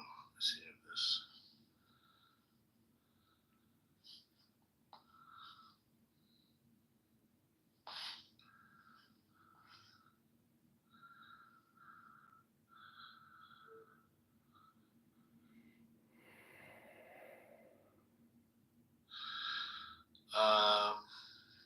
Fascinating.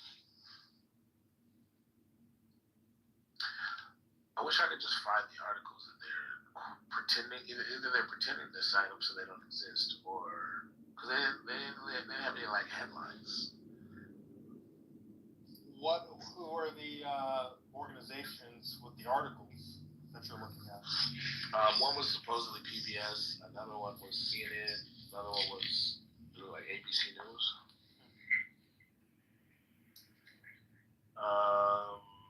Let's see. ABC News. I found one is that look at Trump's transgender operation on aliens debate claim. So this is like a fact check.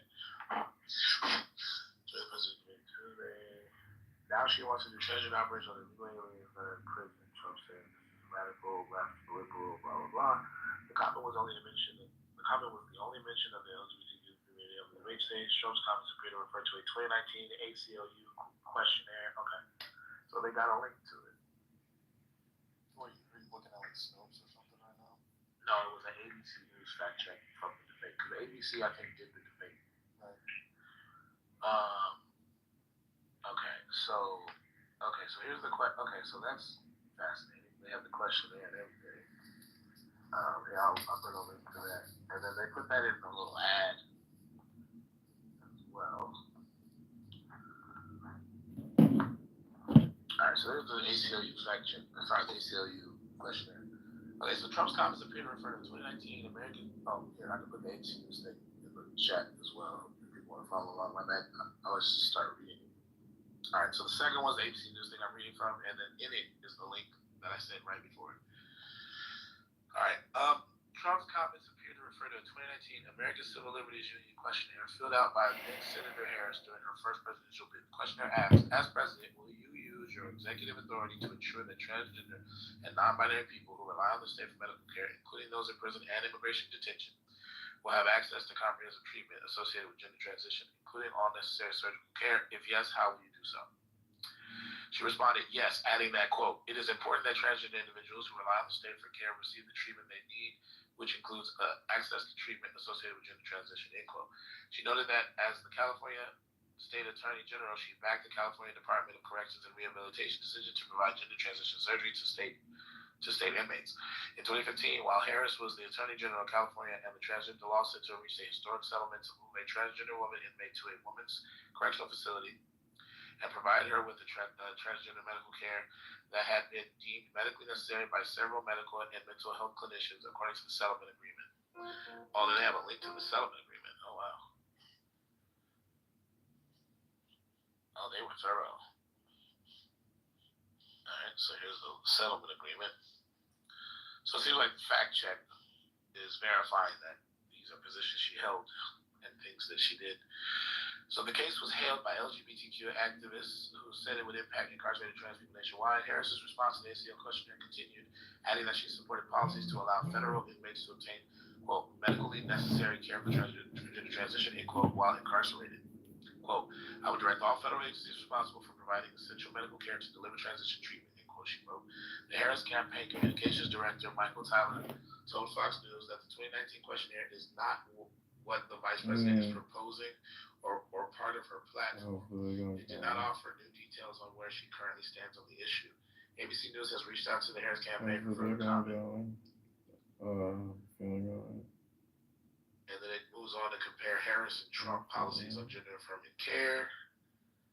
I can read that if people want to hear it. Okay.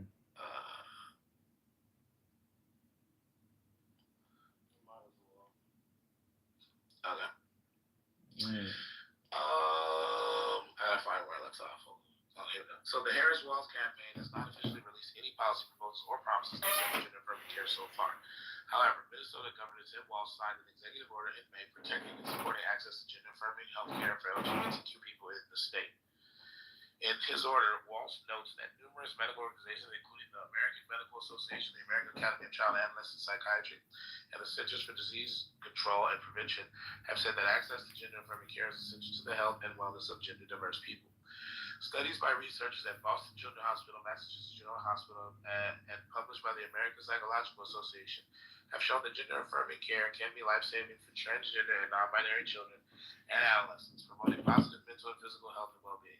The order came amid a wave of legislation from conservative lawmakers that has led to at least 26 states implementing policies that restrict gender affirming care for transgender youth. Supporters of trans care bans argue that children and their families should wait until they're older to make decisions about their gender and health. The Biden-Harris administration has also signaled support for transgender Americans, reversing a Trump-era ban on transgender military service and revising Title IX to include protections for gender identity. In one statement to nonprofit news organization the 19th, the White House said that gender-affirming surgeries should be limited to adults, as is typically the case, but supports gender-affirming care for minors. Trump has said that he plans to ban taxpayer funding for sex change surgeries, which would include gender-affirming care for detainees, and bar schools from promoting gender transition. He also stated that he would reverse the Title IX revisions concerning gender identity. LGBTQ issues have been front and center on both national and state political arenas. More than 500 bills impacting the LGBTQ community have been considered in the U.S. this year, according to the ACLU. LGBTQ advocacy group GLAAD criticized the lack of attention to LGBTQ issues on the debate stage. Quote, the debate included only one mention of LGBTQ Americans, a smear against transgender people that went unchallenged, said GLAAD President and CEO Sarah K. Ellis in a statement.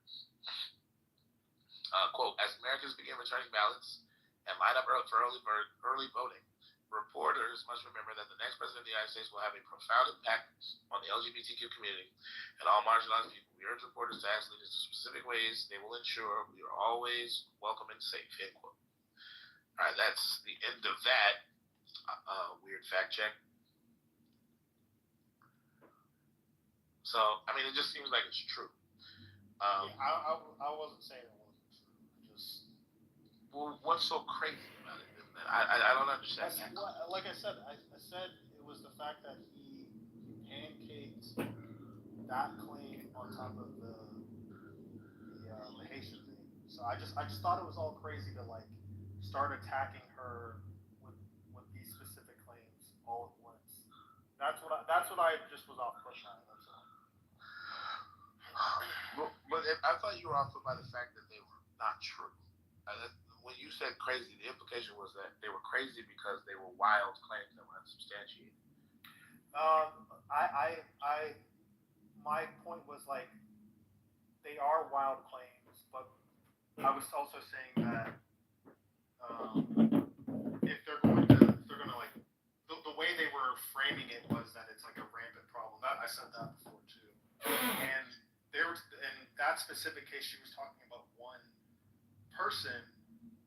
You have the court case and you were just looking at the court case, but I don't think it's a crazy issue to like. But she doesn't support just one person. She supports it as a policy. But gender affirming care is not surgery. Is like not solely surgeries either. That's another thing. But it includes surgeries. It includes surgery, yes. But like, but to act like it's solely surgery. Let's not play games with words. Like, she supported the policy broadly, not just for that one person. Exactly. She supports it broadly. So the point that I guess the Republicans, Trump included, were making was she's a wild leftist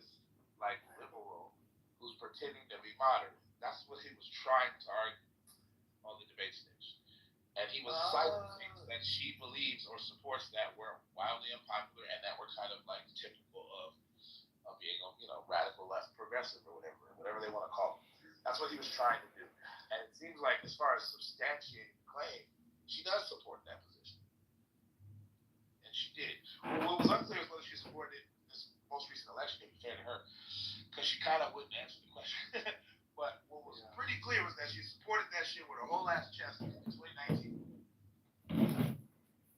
So, I mean, I don't know. It's easier to paint her that way because she literally did support it at one point.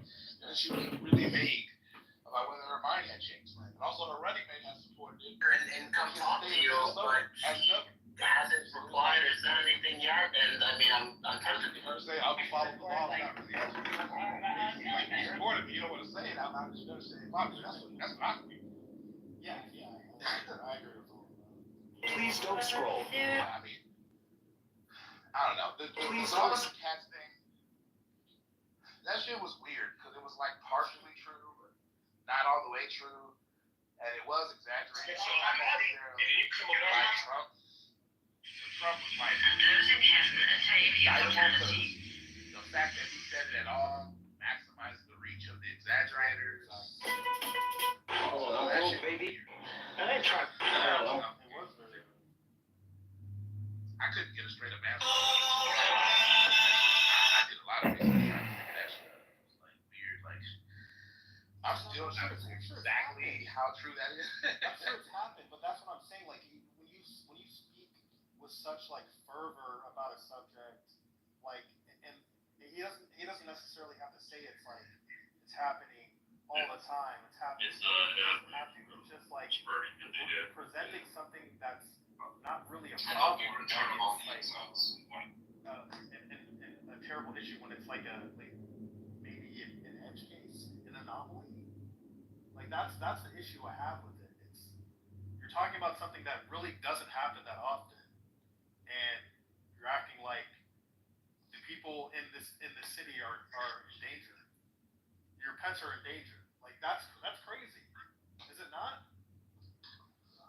I mean, I could be thinking about. I think I don't know about crazy, but I think that it's deceptive and wrong to exaggerate. Right, and that's how I feel about the way he brought up the transgender, the migrants getting transgender surgeries.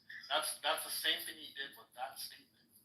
So that's why I'm like, this sucks, but it's like incredibly effective. Like, I thought that was gonna like tank his whole thing, but then it just like, I mean, he wasn't like completely wrong. Like she couldn't really weasel out of that, So yeah, I just thought it was a crazy thing to bring up on the debate stage, like because it honestly didn't really matter to me. Again, like that type of issue is 0.1% of the population, if that. So I just thought it was like a non-issue. Do you think Tom Labs has a chance to win in 2028? Don't ask me that. You're afraid of. I don't think so. Do you think Joe Biden would have won if he would have not stepped down? Ooh. I thought when he debated Donald Trump, I was like, God damn it, Joe, like wake the fuck up, But then CNN has a panel of 13 people crying about this shit. And I'm like, what are y'all doing right now? Like, it wasn't that bad. Like, y'all are making it worse. So, like, like, Joe Biden has, like, his flubs or whatever. Like, he's had those his entire career. It's just the fact that he's old now that it amplifies it. He's done that. He was doing that when he was young. So, I don't know. I feel like Joe Biden would have had a fighting chance to win. But like there were people on the left side that were like already voting for him, and then when they saw his debate performance, they were like, I can't in good conscience vote for him now. And I'm like, what the fuck is going on? Are y'all kidding me? So mean, anyways, I'm a moderate, so like I'm gonna. I'll be fine. Gary, can I say one more thing while you try to figure out somebody else? Is like, Satoshi Roundtable is an event that's coming up in a couple weeks. I've been going to them for a very long time, and whenever we get together and we talk at Satoshi Roundtable, the topics of like price and research from this company, this stuff just never comes up. It's not even on our radar screen. So, just wanted to give people a heads up. Like that's just it's kind of a nothing burger when it comes to how people are making decisions. This is fund managers, large miners, who've been in the industry for a long time. Even sovereigns now, and sometimes we get United States senators and other people come to these events. So it's not even talked about. Yeah, Wayne, I was at an event in Montana. Hey, Joe, do you want to comment, Joe, about what China did with interest rates today? Did you see what they did? Grant, did you not hear me? Yeah, I heard you. And your segues in so bad, I thought I'd help you. Yeah. Anyway, in this Montana thing, there's about 400 large companies there, and not one moment did anyone discuss price. They discussed what they're building for year 8 and 12, which was really impressive. I have never heard, and these are major, major players. That to me gets me more comfortable than all the analytical TA data. Go ahead, Grant, pop in there.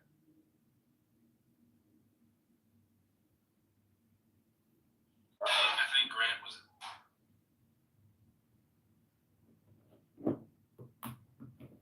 Go ahead, Gary must have got a phone call. No, go ahead, Jeff. I just said, I think Grant was trying to ask about China's interest rate policy. Is that right? Yes, I was, Joe. But Gary had to keep talking about something nonsensical. Okay. So the news story is we've gotten more signal statements out the PBOC that they intend to consider the future rate cuts. Right? They're already low. I think they're, like I said many times, I think they're really struggling. Under 1% right now. Yeah, they're really struggling as an economy, and they're signaling even more stimulus and intervention. So to me, it's more the same. China's real rough shape, and if there is a risk on the horizon, I think you have to look outside of the United States, which Darkside and I, who's on the stage, we talk about this frequently. The risk to the downside comes ex-United States, comes outside, where we tend to be too focused, too myopic on U.S.-based economy. If China goes into a deflationary spiral, that's not good, right? That can really cause problems for the entire world, and it can be something that the new administration is going to have to hit the ground running and dealing with, figuring out how to do that while simultaneously advocating for tariffs and other policies to protect U.S. manufacturing. If you put the pressure on places like China, you can trigger a cascade, a domino of economic, I think, wreckage across the world if they truly slip into some deflationary spiral.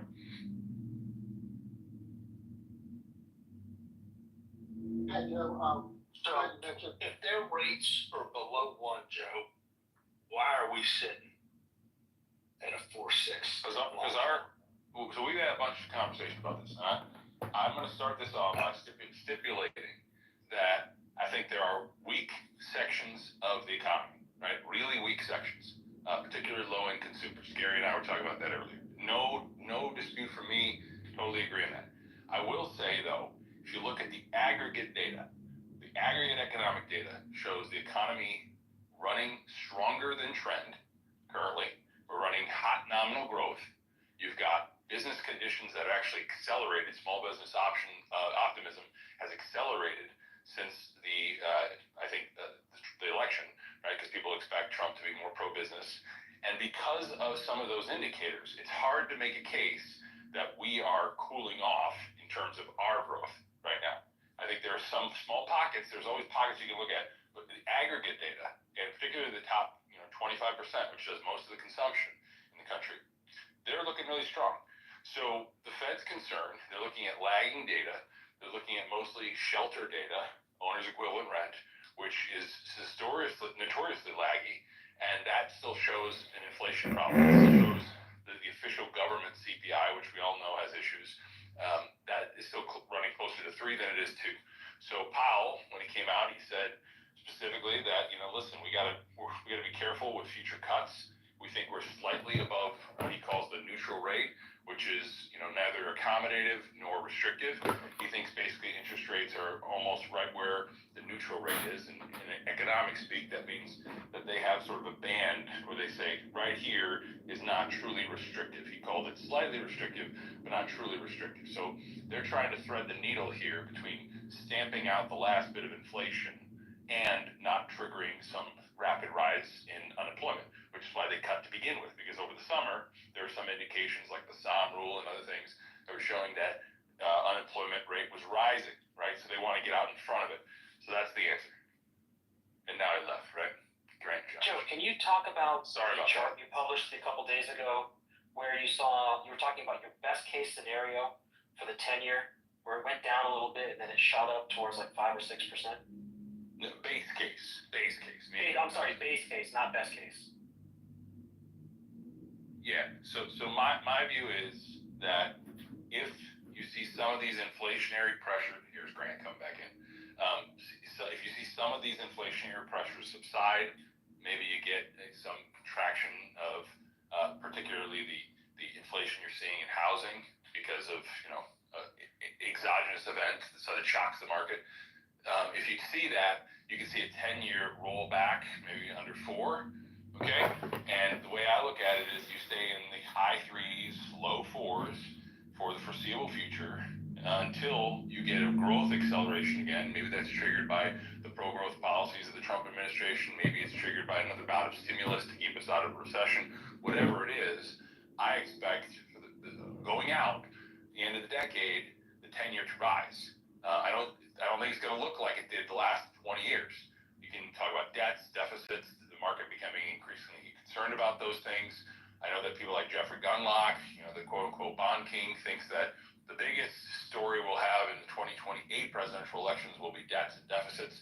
I don't know if I totally believe that, but my point is, I think structurally you're going to run into a much higher baseline of the 10-year for the next 10 years, and that has profound implications for the real estate market, for investing in general. And we don't, maybe that's beyond the scope of this space. We're supposed to be talking about Bitcoin, but to me, it's a very fascinating discussion because what we've seen is we saw for 30, 40 years stair step down in rates until you got the 10-year at 0.3% during the pandemic. Will we see the exact stair step up, right? Nothing goes in a straight line, Wayne, as you know, but it can sort of level. It can go higher and keep, higher low, higher low, higher low in yields moving out. Okay. Hey, let's go to, is it Iman Bad has their hand up? Come on up, man. Yeah. And then we'll go to Paul. I think, I hope you hear me well, guys. Can you? Yep. Yes. Yeah. Well, I want to go back to the point of the prices of the Bitcoin and why it's gonna surge up to maybe 18,000 and or more. To be honest about that, and let me tell you why it is backed. It's going to that point because it is backed by having that major BRICS nation who will most probably establish and announce their strategic Bitcoin reserve, starting from since the Trump administration proposal to establish a strategic Bitcoin reserve for the United States has sparked like that need and demand for the Bitcoin, and I think this will add Bitcoin to the U.S. Treasury's balance. I think it would require a considerable political willpower to get the approval. So by signaling what is possible around the strategic Bitcoin reserve for the US, it will help invite, and I'm speaking from global and international stand of viewpoint here. It will invite major nations to consider a similar move. I think it's getting more and more demand for the Bitcoin to reach that point of 181 or 185 to 400. Actually, there is some predictions that is talking about this. This optimism also is fueled by institutional adoption for the ETF inflows, and I believe that we will see more a continuous raising in the regarding to the prices of the Bitcoin specifically. Another part of my research about the next financial trends for 2025 brings MicroStrategy's performance, as in the forecast it's very optimistic. Stock price has significantly optimistic stock pricing since it's potentially gonna reach 950 bucks, backed by the aggressive adapt for buying and acquiring more Bitcoin. So I think this strategy is gonna outperform the Bitcoin ETFs by leveraging their financial engineering for crypto.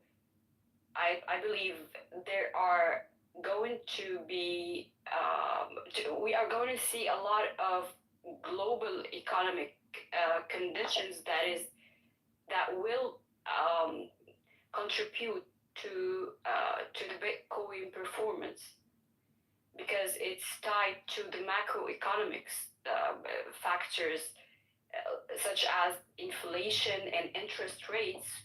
With more persistent inflation, we're seeing inflation that is not going down anytime soon, and that is not really. Why do you think it's not going down anytime soon?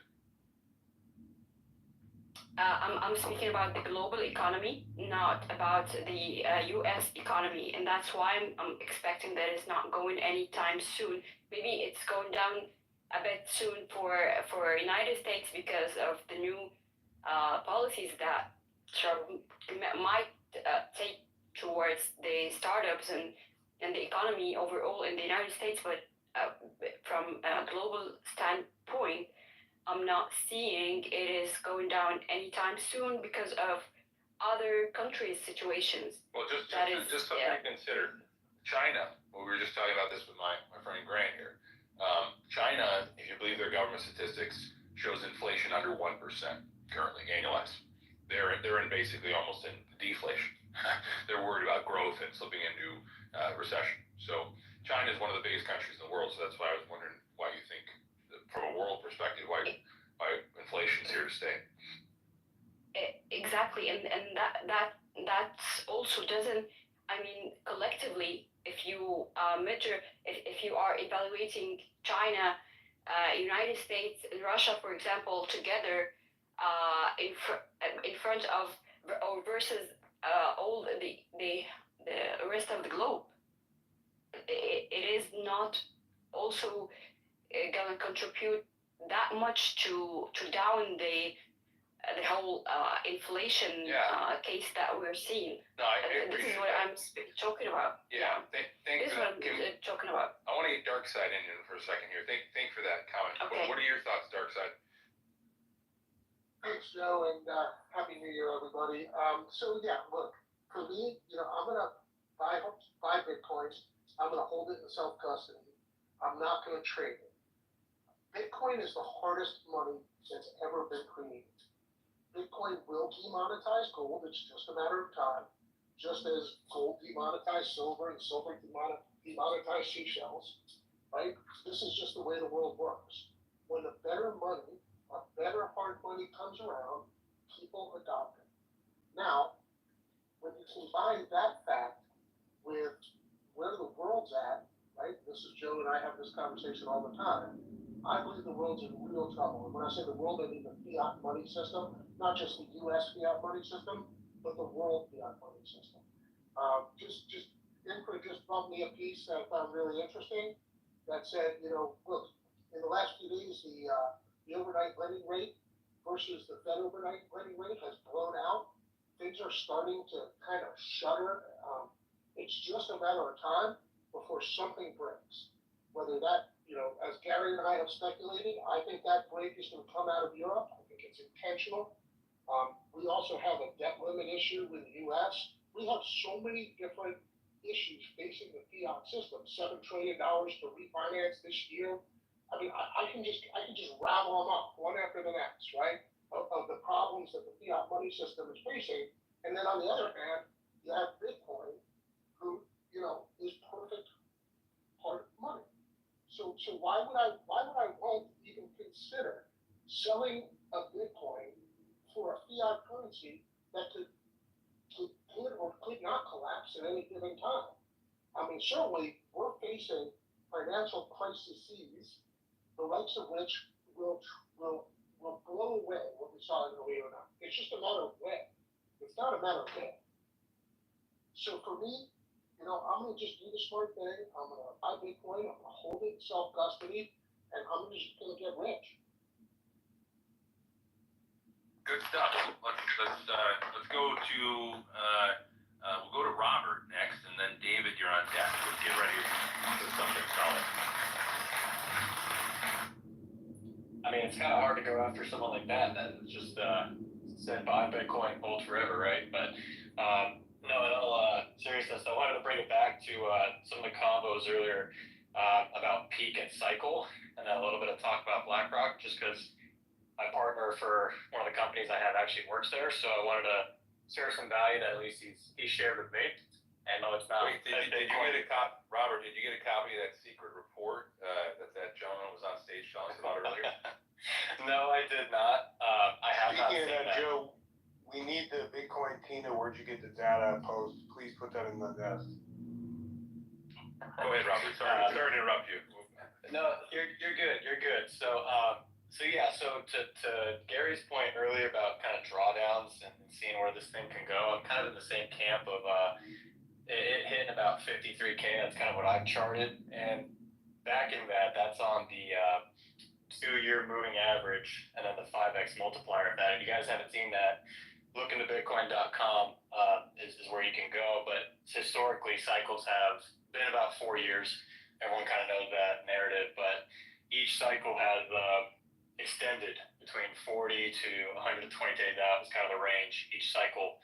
So I do think, to Gary's point earlier, that this cycle will be extended. It will be a little bit longer, and we won't see as big of a peak. If you look at that chart, look into Bitcoin, the 5x multiplier prices it at about 234 grand at peak. So discounting that by 10, 20%, 180 to 220 is a pretty good range. And then seeing a drawdown from that is kind of what we're looking at with our allocations and our fund and trading that.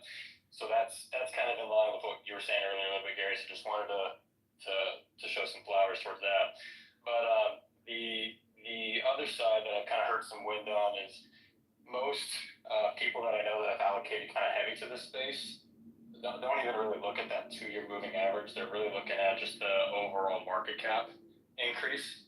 So I know from a few content creators that have some pull, and then just in my personal network, most people have been looking at that range of 3 to 5 trillion being the range of where to take certain profits for at least the alt market, which is kind of what we're in right now. We've kind of been hovering between 3.1 to 3.8 in recent weeks. So I do think that hitting 5 to 6 trillion is a decent target for Bitcoin to hit its short-term peak. Now, that being said, the U.S. government adopting the Federal Reserve of this stuff will obviously change this cycle and change that target. But without the Bitcoin National Reserve, that's kind of what has been in talks with the conversations that I've had with people. But interestingly enough, if we circle back to the BlackRock combo, this one's not necessarily so much on a Bitcoin conversation, but if you guys don't know, Circle USDC is actually banked by BlackRock. So they earn 6 basis points on all reserves that are flowing through there. So I think the bigger kind of strategy that they're trying to do is just carve down any competitors. If you saw MiCA, the regulation in the EU, basically hit Tether, saying that they're not allowed in their markets anymore. I think that's a little bit more indicative of where they're trying to go, is cutting off certain rails. Now, taking down Tether isn't going to happen overnight, but I think them trying to bring their ecosystem and all their funds tokenized with an underlying asset of USDC, like their fund BIDL, et cetera, is really where they're going. And that's what my partner and I have been kind of been talking about. They're really looking to tokenize more assets with USDC as their underlying currency, so that way they have all assets under their funds, and they make money on the banking of all of that. So just kind of my 2 thoughts on Bitcoin. I do think it's going to hit that 230 to 220 kind of mark in short term. But whoever was talking about BlackRock earlier, that's what I've heard from my discussions, and he manages about 73 analysts over there. But again, BlackRock's big, so there's Bitcoin divisions, there's digital asset divisions, there's a bunch over there. But I find that interesting. I don't know, Gary, have you taken a look at that with MiCA and the regulations there that they're trying to crack down on Tether with? Yeah, and I was actually, when you brought this up, thinking it would be awesome, Dark Side, to go through a scenario. If you and I were running the European Union, what would we do right now? That would be a really interesting space. If we I can actually jump in and ask my question and try it all those lines, if you guys don't mind. Gary's talking, right? So. Yeah, I'm sorry, I didn't hear you.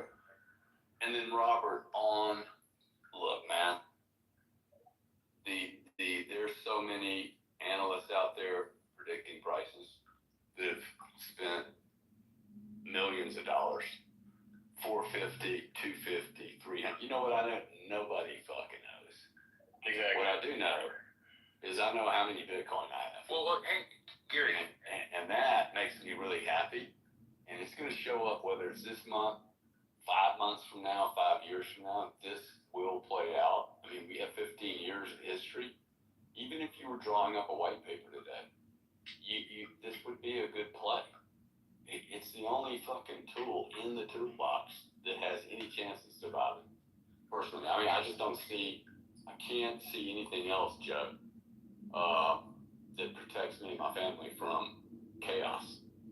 I agree, of course, but I want to follow up with some of your question for Robert, because I'm sure he speaks to a lot of individuals, some of whom are probably someone who I talk to, and I'm curious from your take, Robert, among the fund managers you talk to, are you seeing more of a trend towards funds wanting to buy and hold and just have this as a core portion of their portfolio, or are you seeing more funds interested, from your perspective, in trading the cycles, looking at, I mean, you referenced the fact they're looking at market caps for like times to quote unquote take profits, right? Like, is it still viewed institutionally as a trading vehicle, right? Where you get in and you out, you reposition, you rebalance and kind of take profits, or is it just more of a long-term model for the people you're targeting?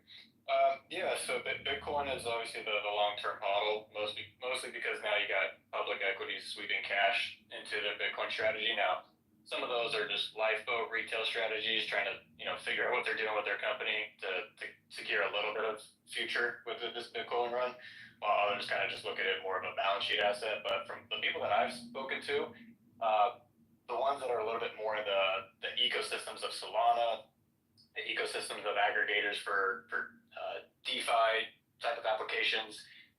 For those that may not know, DeFi has a lot of fragmentation and volume of where they can actually fill orders. So there's platforms and tokens that are trying to help facilitate some of the liquidity there. So for those types of ecosystems was where they play, and they look at solely taking profits in a market cap swing. They could care relatively less about the price of a certain project. It's all about how much market cap it's swinging up. So to answer your question, and the alternative side, and even kind of the stuff that I look at in my personal portfolios and what my partner John and I are doing, It's taking profits in the ones that are in these ecosystems that are solely market cap plays, whereas the ones that are a little bit more institutional, I don't want to show a project or name drop it, but ones that are a little bit more backed and have partnerships with institutions, those are the ones that they're holding more long term, whereas other ones that are simply just catching an arbitrage and filling a need in the ecosystem, those are the ones that they're selling. Thank you. Let's go to David. I think, David, you're next. Hey, thanks, Joe. I appreciate that, man.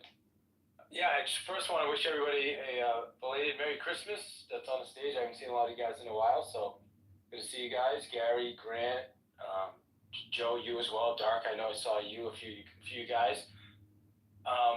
Also, New Year's, man. New Year's is coming up, so excited for that. I want to wish you guys a early Happy New Year.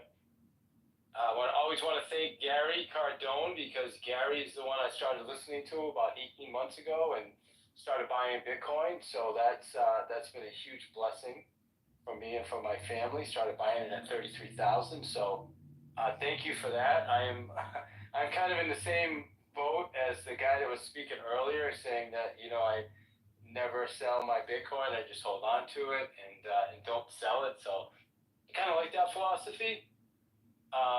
But the thing that I'm struggling with a little bit, and you guys can tell me if I'm just crazy.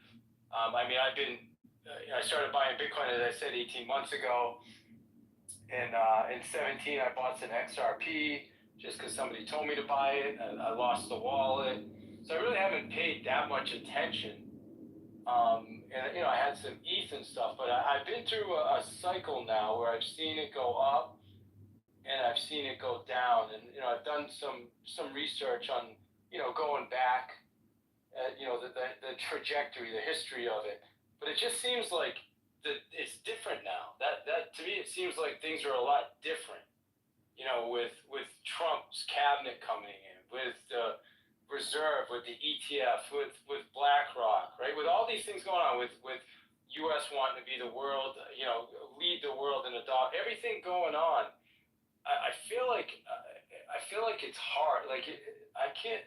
It just seems like it doesn't make sense that it would go down like 60 or 80%. Do you guys still think that's a possibility, or am I think Gary just said, I don't think any of does anybody nobody really knows, but am I crazy to think like, wow, it just seems so different now, that how could we draw back that much? Yeah, go ahead. I raised my hand earlier, so I just wanted to bring up the carpet guy. I don't know who that was, but not to disrespect anybody, but if you have cock investor in your profile, you're probably not a good source of information for TA or any price predictions. So just had to say that. But anyway, as far as like the price going 60, 70% to the downside, I think macro plays a huge part in it. It is possible, and I think human psychology doesn't change regardless of how established it is, although having institutional buyers eating at the dip is obviously beneficial to price recovery on dips. So, I mean, if you look at TA, the spot where a lot of people tend to sell, long-term holders, which would be just 6 to 12 months, this a very popular spot for them to sell is at that 3x mark. So once they're about 200% up, that's where a lot of people tend to take some healthy profits, because not everybody has the conviction or understands Bitcoin the same way. Also, I would recommend anyone in here to read Lynn Alden's book that I think she came out with it earlier this year. Broken Money. Broken Money, yeah. So I just finished that book, and that gives you a really good understanding of the hardness of Bitcoin and how it... What was your biggest takeaway from Broken Money? What was the takeaway in 10 seconds? Takeaway from Broken Money is that Bitcoin has essentially brought us into a new digital age of money and scarcity. I would need a little more than 10 seconds on the spot. Joe, let's hear from Paul. He's bounced in and out. I always like Paul's viewpoint on the world, if you don't mind.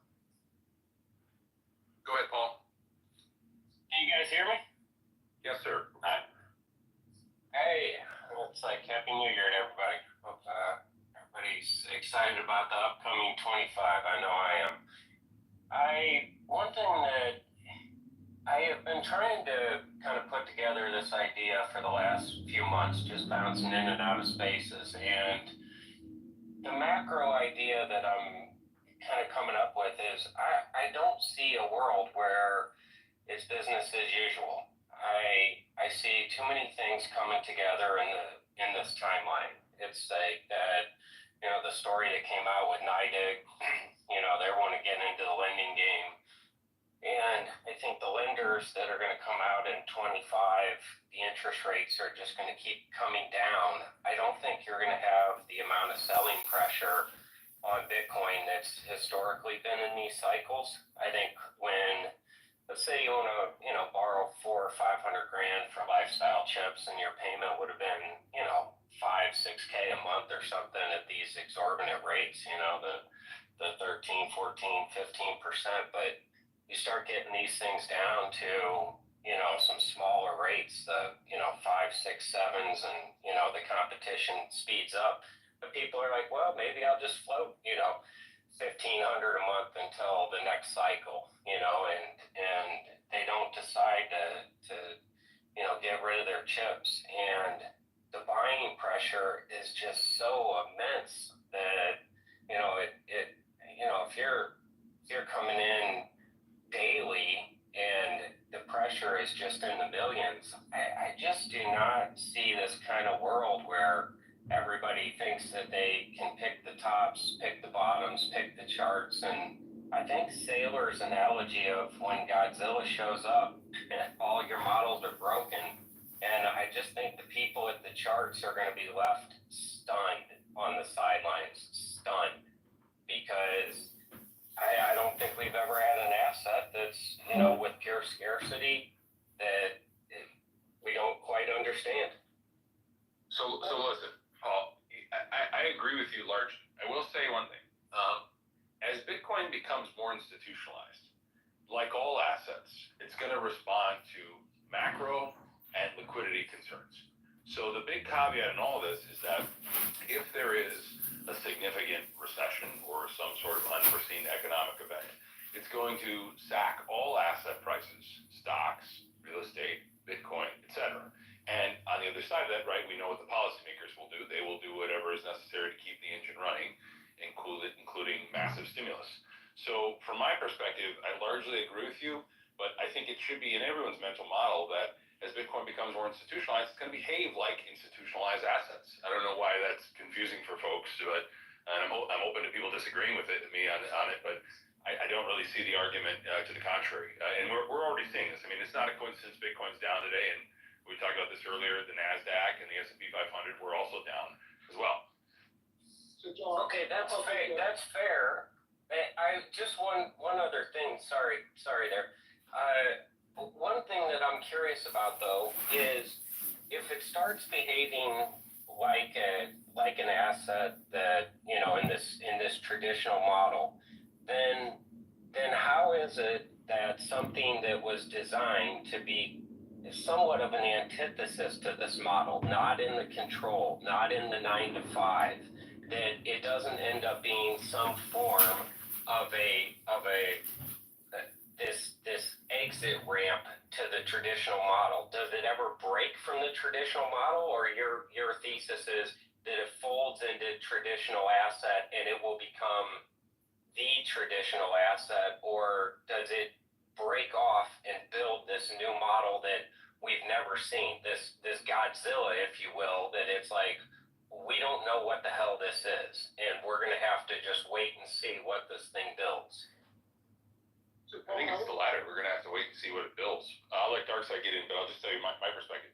What you're envisioning when it can, quote unquote, decouple, or these narratives and these things we talk about frequently, that comes at a market cap, I think that's at a minimum 10 to 20x where it is right now. It needs to get substantially bigger. There are individual stocks, right, that have market caps what Bitcoin has. So it has to get, the global bond market, hundreds of trillions of dollars. I mean, you have to get this thing massively bigger to be able to uncouple or decouple rather from traditional finance finance, and if big players and big positions are taking a hit, right, they sell everything. They're not discriminate. They sell Bitcoin alongside the Nasdaq. So I think it's one of those questions where nothing in the white paper talks about the Bitcoin price, right? Nothing about you talking about how it was originally designed for. It was designed to function peer-to-peer, not have to rely on trust of others. There's nothing about the original design of Bitcoin, nothing about the original discussions of Bitcoin that said it had to correspond or not correlate with price action of traditional finance. What it was talking about is trying to how to remove third-party, brokers and third-party intermediaries. That's what it was about. And it designs perfect. It designs fantastic in that effect. But anyway, go ahead, Dark. Yeah, so, I just point out, there's two ways to get into recession/depression, right? One is through deflation, and the other is through inflation, right? So if we have, as I expect will happen, some type of global currency crisis, we go into recession/depression with too much money, with money flowing around the system, right? And dollars being repatriated. It's my take, going back to what Gary touched on earlier, it's my take that Trump doesn't give a rat's ass about the ECB, the EU, the UN, Bank of International Settlements, the Fed, and any other globalist institution, right? And I'm not sure what it looks like when he comes in and goes scorched earth on these institutions that he views as being anti-American. Like that's where my head's at. And I'll just remind everybody, one Bitcoin equals one Bitcoin. Right? This constant desire to value Bitcoin in terms of dollars only works until it stops working.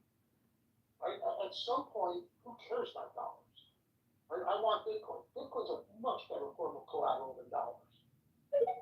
And I'll argue that point with anybody. So for my 2 cents, man, I see, a war of globalist institutions against American institutions.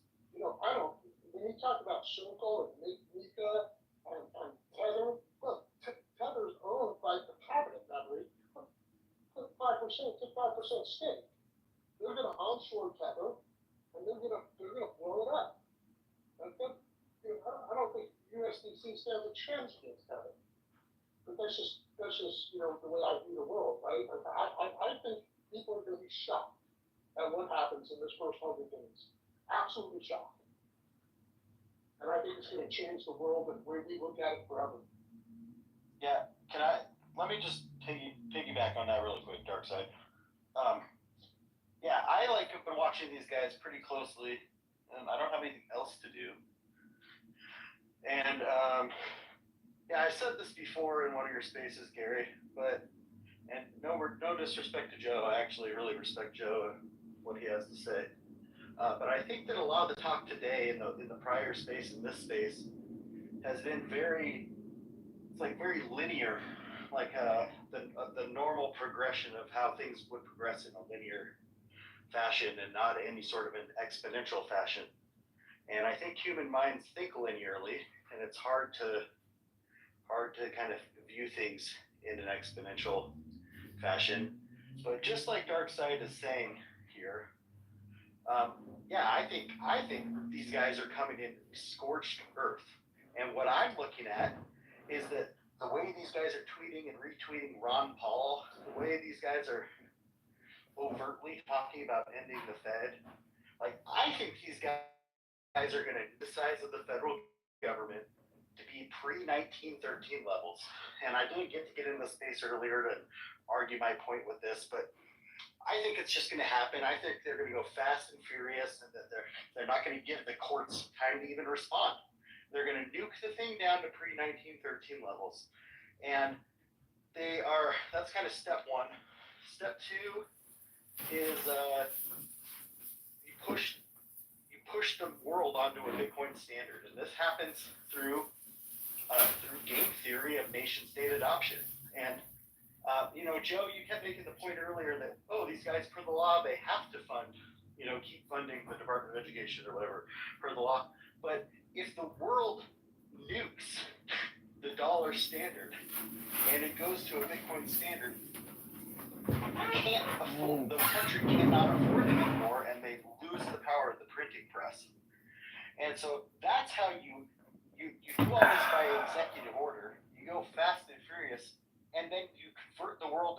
standard, and the world is now constrained by hard money. And there's no, the power of the printing press loses its teeth, loses its power, and you literally can't afford to do it anymore. And for something at that scale without causing a global depression. Yeah, Taylor, do you think that is likely the path that Donald Trump takes? I do, because I think that you guys are all underestimating Elon Musk. That guy is a meme guy. He lives his whole life by these memes. They introduced this Department of Government Efficiency with an end date of the 4th of July, 2026, which is the 250th anniversary of American independence. That's the end of the Doge. So I think they're doing all this before then. And then they're going to declare American independence once again from all of these globalist, anti-American institutions, like Darkseid said. And the only way to truly constrain it and not just have the next Democratic president come in and bring it all back, like you were saying earlier, is to trigger trade settlement worldwide between Russia, China, US, Brazil, everyone in Bitcoin. And no one's going to want the crappy dollars anymore. Everyone just wants Bitcoin. No, let me add on to what you said, right? You heard that echo, I think, multiple responses, and that's going to cause a global depression. Absolutely it is, right? And that's what you do in the first year of the term, and then you recover from that into a world without war, a world with hard money, a world with global trade, a world that's so much better than what we have today. So if I'm on the Trump team, you're absolutely damn straight we're going into a global depression. Both Vivek and Elon have said that we need to have the will to go through the short-term pain of what it's going to take. And that's exactly what they're Donald talking Trump about. also tweet out something about the Democrats willing to cause the depression in 1929? Yeah, they'll blame it on the Democrats politically, for sure. Yeah, but we got to do it. Yeah, see, I would like to say, go ahead, Norm. No, I was just going to say, yeah, that's what we need to do. Let's take the pain, let's get it over with, and then let's move forward with a hard money system. Go ahead, Dick. Yeah, the guy, the smackhead that came in earlier talking about the March top, I think we have, man, this Bitcoin is just so amazing how many opportunities we get at this Apple. I mean, they're going to let me front run this for another year and a half probably. However, I agree with what the gentleman just said that was speaking. They have to hit this very, very hard, very fast. We should know January 21. I think you're going to see a monster bull market that week because I think you're going to see massive number of announcements about what they're doing. And look, they have to be draconian about this. Just from a defensive posture, you have to be. But think about, you have a lot of technology guys there going, hey, if we're going to make sweeping changes, we have to make them for a technology world, not just get rid of some people, but you literally start building for the future. And that, you don't have 4 years to do. You got to do it right now. So to me, dude, by February, I see, February 1, I see Bitcoin should be responding extremely well. And to his other point, game theory is in play. It's full on play. I don't know what you could do to be more catalytic than have game theory on at every level of the world. Anybody disagree with that? Just don't know what other triggers need to be pressed. Yeah, and if you want to go a little further into conspiracy theory world, just slightly, and I know you're adverse to this, Joe, so just humor me for a second. But I love a good conspiracy. Go ahead. Well, I know you tend to twitch a little bit. But if you want to go, usually he twitches at stupidity. Well, I hope this isn't too stupid. I don't know. He has a big twitch on stupidity, but I have seen him get a little racist and biased in opinion sometimes. But it's just a food thing, probably. Yeah. Okay. But this is, if you want to go a little step further, if you start to believe the rhetoric about the globalists, kind of wade into the Alex Jones world, And you have this whole new world order, the World Economic Forum, communist takeover of the world, basically. What's going to really trigger this game theory, and what's going to really force the adoption? The other side being that China, Russia, the U.S. are all, with Trump U.S. are all in cahoots with each other, and that they've already planned out this smackdown of the globalists, quote unquote. And so that's kind of where, where Russia and the U.S. have already agreed, like who gets to move first on the Bitcoin maybe, and they've already got plans in place. So that might be too stupid for you. I don't think so. And as far as fiat money to Bitcoin, the government doesn't give a shit whether they pay $100,000, $500,000, $2 billion. It doesn't make a difference. In the end, it kills the fiat system. I guess my question is, who in the Trump administration is it that will have such conviction in Bitcoin that they will abandon the dollar and everything they've said so far, wreck the world, wreck the global economy, to switch to a Bitcoin standard? He didn't say anybody was going to abandon. Yeah, I think it strengthens the dollar. No, not one time did anyone say that. I think it strengthens the dollar. You're too smart, bro. I've heard that. Absolutely. And it strengthens America. Not to do this would be insane. Well, he was saying get rid of fiat, right? To take the world off the fiat standard. No, he's saying, its purpose. It would now be backed by Bitcoin, so it wouldn't be like as fiat-y, I guess. To clarify, right, the concept here is to make the dollar the currency of the world, to have it backed by a hard asset, that being Bitcoin, and then there's no reason for countries around the world to have their own shirt pins. But they will. There'll be so many coins, man. I think the guy was making a comment about BRICS earlier. I've never seen any of this BRICS stuff, MIX, MENA, DINA. But we should have hundreds of markets. That would be awesome. Instead of what we have today, we basically buy from monopolies, oligarchs, just entire clubs, man. Name me an industry other than Bitcoin that's not a minimally an oligopoly of 4 or less. Just show me one industry that does not have 4 major players or less controlling 70-ish% of the market. Let me know when you come up with that one. You can chat GBT that shit all day long. Puncher, what's up? I just got out of the bathtub, so I'm jacked up now. I might just get a little angry. TMI.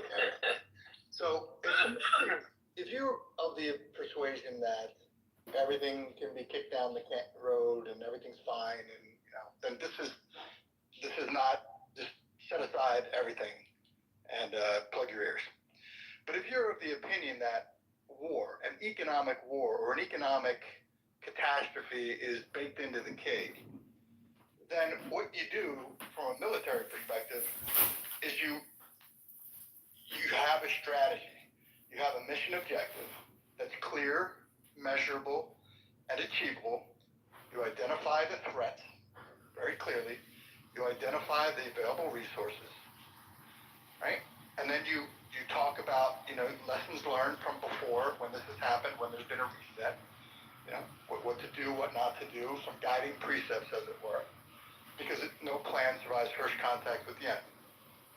And then you come up with that plan, factoring all that into it, and then you have like a contingency, a trigger and action matrix. If this happens, then we will do this. If that happens, then we will do this. And that's how you go into it. The alternative to that, assuming that war is coming, economic war is a bad term, turmoil, or you can just wait for it to happen and then react. And you know this, Gary, and everybody else is in business. If you are reacting to the other side, you are losing. Right? If you're reacting to the market, you are forcing the market to react to you, you are winning. I think that's a much better strategy going into what we're about to face. If you believe, like Darkside and I do and others, that that's what's coming. You can either have it set upon you, or you can be proactive in affecting the outcome. No doubt, man. I love you being up here. No doubt. You can either pull the trigger or try to, do the Matrix move and react to the bullet. I'd rather be pulling trigger personally. Well said, man. I think that's like we literally, and I think we have a group of guys that are going to look at it that way. Guys and girls. Come on up, Joe. Who's up next? Darkside, what do you think, man? Yeah. Darkside, I think it would be a really good idea to do a play up. I know we get Simon in here and it might go a little crazy. Not crazy, you know what I mean? But if I was the four heads of the European Union right now, dude, I don't know what I'd be doing. I mean, I'd probably be going from trying to burn the entire planet down to figuring out where can I go to hide. I just don't know if I was that guy, what. I just cannot have all this crazy shit revealed. I can't agree with you, man. I mean, they are enemy number one of the state of the United States and of the Trump administration. And that's why I think it's targeted to do the ECB, the Bank of International Settlements, that entire globalist agenda needs to be shattered once and for all. And what's interesting about that is Russia's on board, China's on board, they all. Europe's in the scope, in the crosshairs. I just want to go back to Puncher real quick. Puncher, what do you think the stomach is to take the pain, short-term pain here in the United States of sort of wrecking systems? Well, once the horse is out of the barn, you're forced to deal with it. So when the pain comes, it's not like you can go back to zero and say, oh, that was a bad idea. We're not doing that. It's there. It's like, and there's a difference. I guess pain and discomfort, right? Navy SEALs would always say, pain is when you get shot and there's nothing you can do about it. Discomfort is when you're working out and you push through it, right? Once the horse is out of the barn, we got to push through the discomfort. And the discomfort level will be higher for some, maybe those who are levered and for example, and less for others. But it's not pain. It's not a mortal blow. We're going to get to the other side. It might be discomfort. Just look no further than Argentina. We say it all the time. Everybody said the same exact thing. Now, this is global, not just a single country. But Argentina, after some pain, is doing just fine. They just got through the discomfort. I'm not using the word pain. I'm using the word discomfort. Get through the discomfort, and the faster you can do it, and the way you get through it fast, you have a plan. And you have Bitcoin to help. I think China, I think Europe, and Russia to a lesser extent, are all hampered by, China's hampered by the fact that, it's a dictatorship. They don't want sound money, or they don't, they might have some problems with Bitcoin and what Bitcoin brings to the table. Europe's a mess. There's no single authority in Europe that can make decisions quickly for what's coming. And then Russia, to a lesser extent, but I think Russia is probably better equipped to handle it than the other two. Yeah. And then the other genius little key part that we haven't talked about yet, that Michael Saylor's pointed out, is that if you sell the gold, just from a U.S. perspective, you sell the gold to build the reserve, then you're nuking the gold market, which means you're going to keep the U.S. soundly in first place, because BRICS has been stacking gold furiously. So if the U.S. moves fast, sells the gold and converts it to Bitcoin, then that makes their treasuries worth a lot less, Russia, China, and means we have the most Bitcoin, or the U.S. has the most Bitcoin. So that's like another piece. Yeah, Taylor, Yeah, Taylor, it doesn't have to be a single protocol in the world. As long as the protocols or the monetary systems can interact and trade and do business, you know, there could be one that's superior and there could be multiple others that are inferior, say if it's backed by gold and commodity. I don't know if I agree with that. Like, you know, that's a big point in the Bitcoin standard is that, you know, when the world went on a gold standard, the failure of China and India to go to gold, they stuck with silver. It really like crippled their economies for the next 250 years. And well, they're going to be the loser. No, I agree, but we still transacted with them, even though they were the monetary loser in that reset, right? Like Donald Trump views them more as partners. He doesn't want them to just be like obliterated and poor, but I think he wants them to be in second place. You know, America first. And I think that's what's going to happen. They're going to establish a reserve. We're going to sell all our gold and shove gold well into its second place mark next to Bitcoin. And everyone else can sell their gold too, but they're behind us. We're going to move first. And that's what I think. I'm not disagreeing, but that's not up to us. That's up to them. I wonder what the American people, 99% of whom don't understand Bitcoin one bit, would think of us going into Fort Knox, raiding Fort Knox and buying Bitcoin with it. Well, yeah, that was received. I've seen, since Michael Saylor said that, the gnashing of. All right, let's not get carried away here though, cause so it doesn't really matter. Well, we're talking about game theory, that's right. and we're off track about how it gets done. Now we're in drama land. Hey, Gary, I got a question about game theory. Yeah. Okay, if everyone wakes up to this idea that I don't want to sell my Bitcoin because what am I selling it for?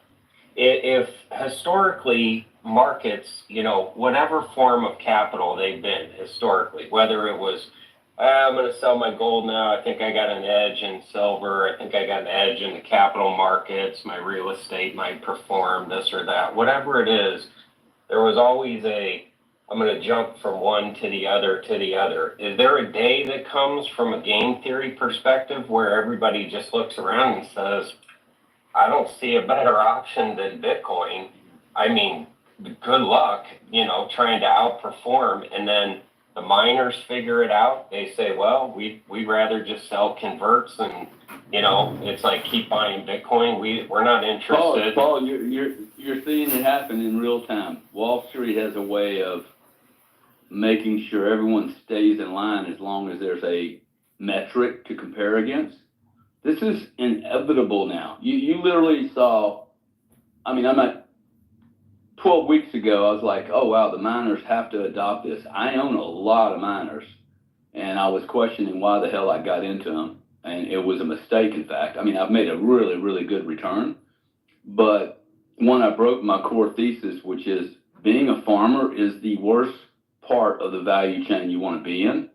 All the money's made by the guys that sell the stuff or hold the stuff or eat the stuff. I don't know that we need, like, the game theory right now, like you've had 12 companies, miners, almost all of them, move to the strategy, MicroStrategy. Why? It's the cheapest money in the world. We have competition now, and I think that's what Bitcoin's going to do. It's going to do this at a political level also. We only need a few examples, and then you need a big problem, and then people will look around and go, shit, man, I think maybe there's a tool over there that we might want to use. I just do not believe this administration, there isn't a bearish person in the administration that's not looking at technology, and that therefore they have to be looking at Bitcoin. And that's got to be true for every nation state. These are smart people. They're probably, hell, they should be ahead of us, man, because they have more to lose. They're in a weaker position. So I would not take for granted that other people, I heard today that there's 280 companies that have filed now. It would be 1,000 companies that have filed to put Bitcoin on its balance sheet. And how many didn't file? And how many didn't tell anybody because they're private? Like grants business isn't included in that. Does it cause a disruption? It's like if everybody decides that they don't want anything but Bitcoin, does everybody just like, holy shit, we need Bitcoin? Not everyone decides manically. Okay, first up, the whole world can decide and it not be manic. Look, we're either going to have a global depression or you're going to have a transition. So which one do you want? Because sooner or later, the fucking bubble bursts. Yeah, everyone's been deciding. I look at Bitcoin as a bridge that allow us to transition into another world and to the old, whatever your name is, saying that, hey, Trump wants the other people to lose. I would really implore everyone to start reframing how we're communicating. Bitcoin allows us a play here where you don't lose. Like, you get to choose and you don't lose. See, the losing is, oh shit, man. I got taken advantage of, really. That's the market we live in today. It's an analog market, zero-sum game, plus and minus. But Bitcoin, the MicroStrategy trade or Bitcoin is basically, hey, the only person that's going to get that trade, the only person that's getting hurt is the person that they literally are not on the Bitcoin train. Now, did they get hurt? Well, I don't think they got hurt. They chose not to get on this train. I cannot make everybody get on it. So we're still going to have 60% of the population is going to be smack dab in the middle of this bell curve of economic power, growth, blah, blah, blah, right? I mean, I can't change that. But it sure does give everybody a choice. And I don't think it has to be manic, man. Yeah, and everyone's been choosing for the last 15 years, Paul, and they'll keep having the opportunity to choose. Yeah. And notice how it's going, it's going faster. You could not possibly have had the volume and events that have occurred in the last 6 months to Bitcoin. Not possible could they have handled that 6, 7, 8 years ago. Well, the reason why I asked was this idea that I think Bitcoin up to this point, and I'm happy to be corrected or get my perception straightened out on this idea, that people were looking at Bitcoin as an opportunity to build or generate something, then transition to maybe something else that provided them a better return. Let me get a little Bitcoin and then I'll buy a few more doors. Let me get a little Bitcoin and then I'll, diversify in something else. But are we running towards something where I'm going to get some more Bitcoin and the only damn thing that I want is more Bitcoin? I don't give a shit about anything else.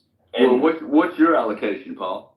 Well, I'm 100% big. Yeah, you're rubber Bitcoin. banding. I got some. You said 100%. Yeah, sorry about that. I am. I'm 100% Bitcoin. I got some MSTR leaps, and those are really the only two things I'm interested in. I had some Tesla stock, but I just decided to dump out of it and just go into MSTR leaps. Yeah, how many of your buddies have 100% of their holdings in Bitcoin? See, that's a good question. Your fear level, man. There's nobody less than 2%. I'm 100%, Paul. Yeah, it's a small percentage. I agree. And we're talking about manic adoption, though. That was the point, right? There's nobody in this yet. I think people are like, really, this is a tiny market, man. It's $2 trillion. Bitcoin's $1.82 trillion. Wow. Bitcoin, somebody said this earlier, that's the way I look at Bitcoin. Hey, what's the market cap? I'm buying it, okay? And until Bitcoin gets through all of the things, okay, all of the things, it's going to take out thing by thing, and eventually it will take out all 7 things. It'll be a market cap, which is what? $18 trillion. Gold will be small. It'll probably surpass gold before it surpasses the bank. Gary, it's not. And why shouldn't it? Because people are, hang tight 1 second though. People are going to start asking this question. hey, what's the net asset value of Bitcoin? This net asset value conversation has really pissed me off something, and this is the beauty of Bitcoin, because everyone's going to come back to this and go, hey, what is the multiple on NAV? Because what is the NAV at Google? Okay, you cannot tell me what the NAV is of Google. Not hard assets. You can liquidate that shit right now, or at least over 3, 4, 5 months, right? So sooner or later, people are going to compare. Well, they're already doing it. Like once we get to NVIDIA, that'll be 3 trillion. That's $40,000 from here, right? Am I right? Yeah. No, that's 100 grand from here is a $3 trillion market cap. But NAV can never apply to a commodity because commodities don't have liabilities. That's the whole concept of NAV from accounting and finance comes from, you have to measure from a balance sheet perspective your assets versus liabilities. So you can't have a NAV of commodity. You can't say a NAV of oil. Well then why does Exxon get a NAV? Because it's a company. Exxon it's a company with debt, and it's got liabilities. It's got assets. And the reserves. The commodity itself is valued as the biggest part of that NAV. Gary, did you mean to say the NAV of MSTR before, not Bitcoin? No, he said was the NAV of Bitcoin. No, I know he said that. Yeah, I was trying to make. Yeah, well, I was trying to make the point of both, quite frankly, because I'll compare MicroStrategy, which is 1.8 or 2. I don't know what that is today. Somebody correct me. I think it's like 1.74. Yeah, so the point I'm trying to make, if I look at an industry that is 15 or 16 years old, NVIDIA is 26 years old. Google is older than that. And I'm looking at a 16-year-old that is at its peak capacity, and it has an entire nation team supporting it. And you're telling me that isn't worth anything. By the way, it has no marketing expense whatsoever. 400 million users growing at a CAGR greater than the fucking internet. And it doesn't get a premium over NAV. You're telling me it's just a commodity? I think it's an industry, Jeff. Well, there is an industry, and if you're looking at that's the difference. If you're looking at the Bitcoin industry, there would be no Coinbase. Yeah, right. There would be no NADIG. When you bring in companies, you bring in liabilities, right? But the asset itself, I've never heard in any of my finance or economics training apply a NAV to an asset. It's a misapplication. Okay, but like you're a lawyer, okay? Maybe we're I think the vast majority of people, and you guys please opine, but on these NAV conversations, the vast number of people in these rooms, that may not be a good metric, but believe that the NAV is some magic pencil pen number, perfect number that would suggest that is the value of that entity. Okay, with and without liabilities, it's like, hey, this is what this company's worth today, and that's what it's trading at against its NAV, or its net asset value. That's the way I think about it. I don't think about, oh yes, I have to go through all these liabilities.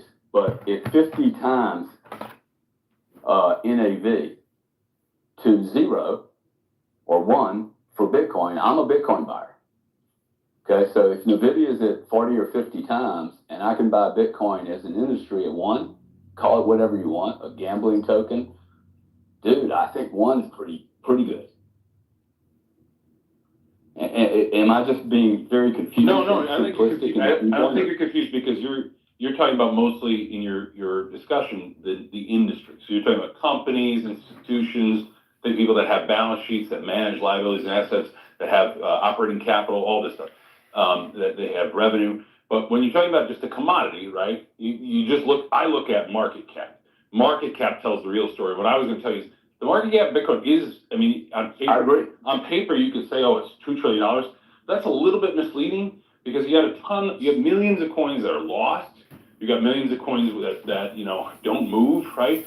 So like the market cap, I think, is only influenced. I think a far more interesting metric is like what's the realized market cap, or what is the float, because that tells you how much is actually in circulation, how much actually can move hands and move around. And that's a better indication of where Well, we're at. okay, so we're doing $50 billion a day in trade, 15-year-old, 50 Which is billion tiny, dollars. which is tiny still.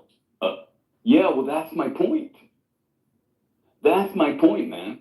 Because I think the Mag 7, okay, can they grow? Can they 2X, 3X? Yeah, maybe. But, like, if that happens, I'm pretty sure Bitcoin is a much better discounted play. That's the point I'm making. Because I know what the pure, unadulterated, without liability value of Bitcoin is. I think it's greater than 2 trillion because of those 4 million coins gone. And then we'll get into, well, you know, you couldn't really sell all the coins on one day, so what's the market cap? Hey, try to dump ExxonMobil tomorrow morning.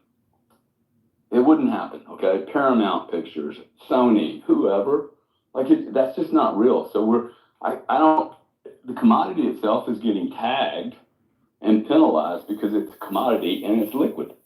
And I just don't think I just think, the truth is, I think most of these metrics are complete and utter bullshit, including NAV and a multiple on NAV, because it's not pure math. Hey, Gary, quick point that's related to what you were just talking about, even though it's not directly what you're talking about, is that for a long time in the venture capital world, there were people who were saying, well, why would I invest in Bitcoin companies when I can just buy Bitcoin? And a lot of people just looked at Bitcoin as almost like an index of all the Bitcoin companies. They thought there was going to be a strong correlation between the success of these companies broadly and Bitcoin. And I know it's not the point that you were trying to make, but I think there's some legitimacy in looking at it from that perspective. You know, if you think that Bitcoin companies and people who are building infrastructure for this new industry are going to be successful, Bitcoin is a 24/7 liquid way for you to get exposure to that, because there's going to be some correlation between their success and the success of the underlying asset. And so far, the underlying asset has been a better investment by and large than 99% of those startups. Oh, for sure, man. Like, I probably 100% win. Well, you know what's funny? DCG and Blockchain Capital both did studies back in 2018, I believe it was 2018 or 2019, about which of the investments in their portfolios had outperformed Bitcoin and ETH. And the reason that we did those studies was that LPs were saying, well, why wouldn't I just buy Bitcoin or Ethereum? Why would I invest in these companies? And both groups found, and just that, you know, DCG was number one by at the time for number of investments in crypto companies, and Blockchain Capital was number two by volume of companies. So together they had a super broad reach. There was only a handful of companies who had outperformed Bitcoin or Ethereum, and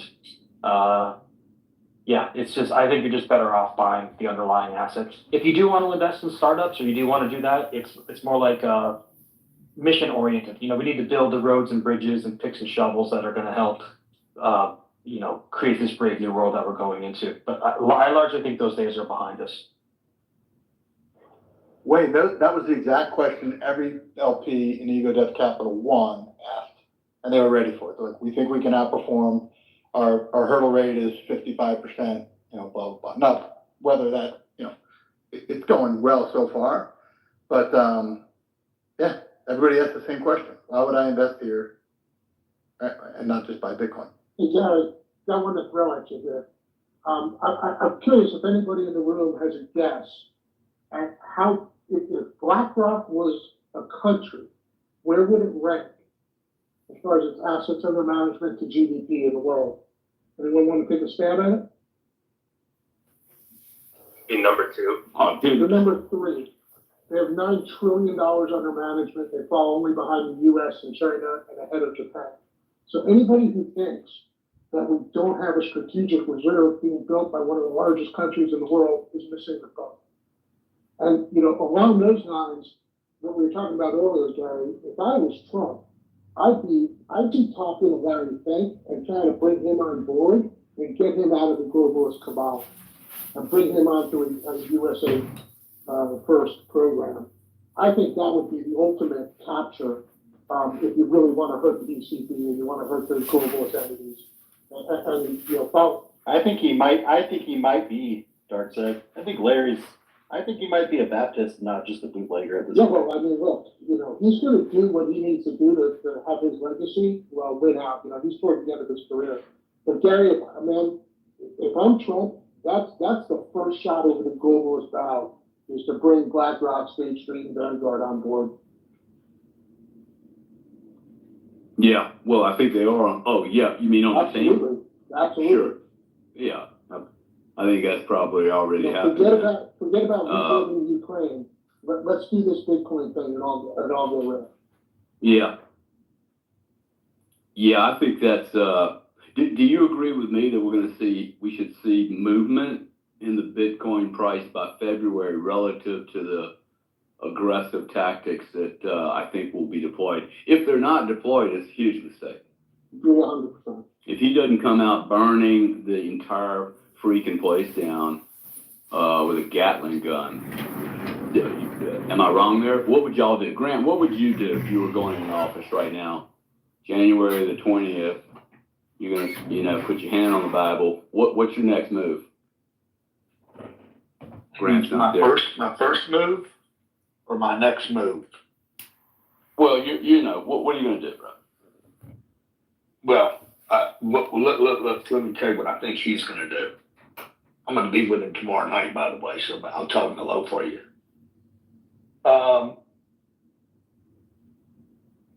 I think he's gonna come out he's gonna come out blazing. And, I think he's gonna make an announcement about Bitcoin as a strategic reserve, 100%. That we need to be a leader there. And he's not gonna be asking for approval, he's gonna be shoving it, he's gonna be selling it. As hard as Robert Kennedy or John Kennedy sold the race to the moon, he's gonna talk about it being a national security issue. That, the world, it's basically a military operation. And it's vital to the security of the United States of America. Number two, I think he's gonna come out with some big tax reductions. I think he'll bring back all the depreciation, 100% depreciations. He loves them. He believes in them. And I think he's going to attack the Fed, Jerome Powell, in a big way. I think he's going to make a big stance toward little Fauci bitch, Powell, and Janet Yellen, and get rid of that old crew. I don't know, what else can he do? Shit. I think he's serious about the deportation thing. And the other side's gonna fight him. Yeah, so you think, like in the first 4 or 5 days, it's, or does it just come off the back of his speech, his inauguration? Well, if they don't hit him with this bird flu thing, I mean, they could be prepping with this bird flu thing to shut him down, or whatever was going on with the drones in New Jersey. Something's being planned to derail his plans. I have somebody standing on my back right now, so if I sound strange, that's why. Hey, Grant, what about the government shutdown? Yeah, I mean, see, they're playing games already with that bullshit, right? So I think he could use it. Look, what we know about this guy is when you take him on, he gets stronger. So he could use it, Joe. I think he could use it to say, oh yeah, now we have to go to Bitcoin reserve. I mean, look how many people he's got on his cabinet. Atkins, Bassett, Howard's got a couple $100 million of Bitcoin. He wants to go. And a $600 million investment he just announced in Tether, bro. Yeah. 600 large. Du Bois not being in the cabinet or not being in the department or not being anywhere with any, that tells me something too. They got big plans. This guy is a businessman. I know, did I say a business? No, he's a businessman. So, and they're going to go do business. And I love that because I know now that I can trust Donald Trump to do I can almost predict what he's going to do. He's going to be pro real estate, pro tax benefits, pro-American business. He's gonna bang the tariffs. I keep making this predictions. He's gonna use tariffs to get foreign countries to buy our 10-year treasury. He's gotta fix that. Joe, you and I have talked about it. If he doesn't fix that, we'll have a housing problem in this country that will make Republicans unelectable next term. If interest rates go higher, the way somebody was suggesting earlier, the Republicans will not get elected next time. Because if you don't free up housing, people don't believe they have the American dream. Don't make the thing and just Those are my predictions, Gary. make the thing and display it on the. Thank you, buddy. It's good, man. You in Miami tomorrow, or where you headed? Yeah, I'm in Miami. Yeah. I'm gonna be up there on the 2nd, Gary. Up where? Up there in Tampola. Oh, cool, man. Yeah, I'm gonna look at, 14 assets. Cool.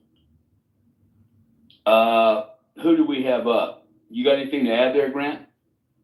Well, I just want to say, like, you know, this is not gonna be a Bitcoin only world, guys. Like, Don't make the thing and just. people are gonna still go to the grocery store, buy houses, cars, watches, you know, send their kids to schools. Hey, dude, are you seeing people, your clients who buy your products, are you seeing a recession? Because this is where we started. I was in Aspen, bro. I don't see anybody not spending money. Yeah, you're seeing the rich, man. So, yeah. Yeah, but even here though, everywhere, the malls are full. Yeah, but Grant, you Yeah, said bars are full. months ago, you thought, Because they're using credit cards, bro. Grant, you said months ago that you thought as soon as Trump gets in, that the media is gonna nonstop hit us with recession after recession stories. Do you still believe that? Yes, 100%. They're gonna bang him so hard that he fucking ruined everything, every headline. All you gotta do is they turn that damn hot water to cold water, and it'll be like recession, depression, deflation. Inflation will be off the board. They won't be talking about inflation anymore. They're gonna be talking about recession, unemployment. You blew out so many government jobs. Like, there's gonna be some job losses. These guys cannot do what they wanna do and not blow out some of the government. You're already seeing, I mean, if you guys ever see any of the numbers that are coming out of San Francisco for real estate, I mean, it's devastating up there, dude. They're getting fucking hammered. Austin, Texas getting hammered. It's starting to happen now. All this debt is due. Right as Biden goes away, all this commercial debt is due. He is gonna have to find a lever to pull to relieve all that. You got $2.7 trillion worth of commercial debt that nobody talks about ever in any of these rooms. People have been talking about H-1B for the last freaking week and a half, when we got $3 trillion worth of debt coming due. And 85,000 people a year get a job from outside the country. It's completely ridiculous how easy the American public is manipulated to read a headline. About a third of the rooms for the last week have been about this H-1B. Why? Because the headlines. It's unbelievable, dude. The media turned it on, bro. They went from, hey, they found something that worked and they ran it,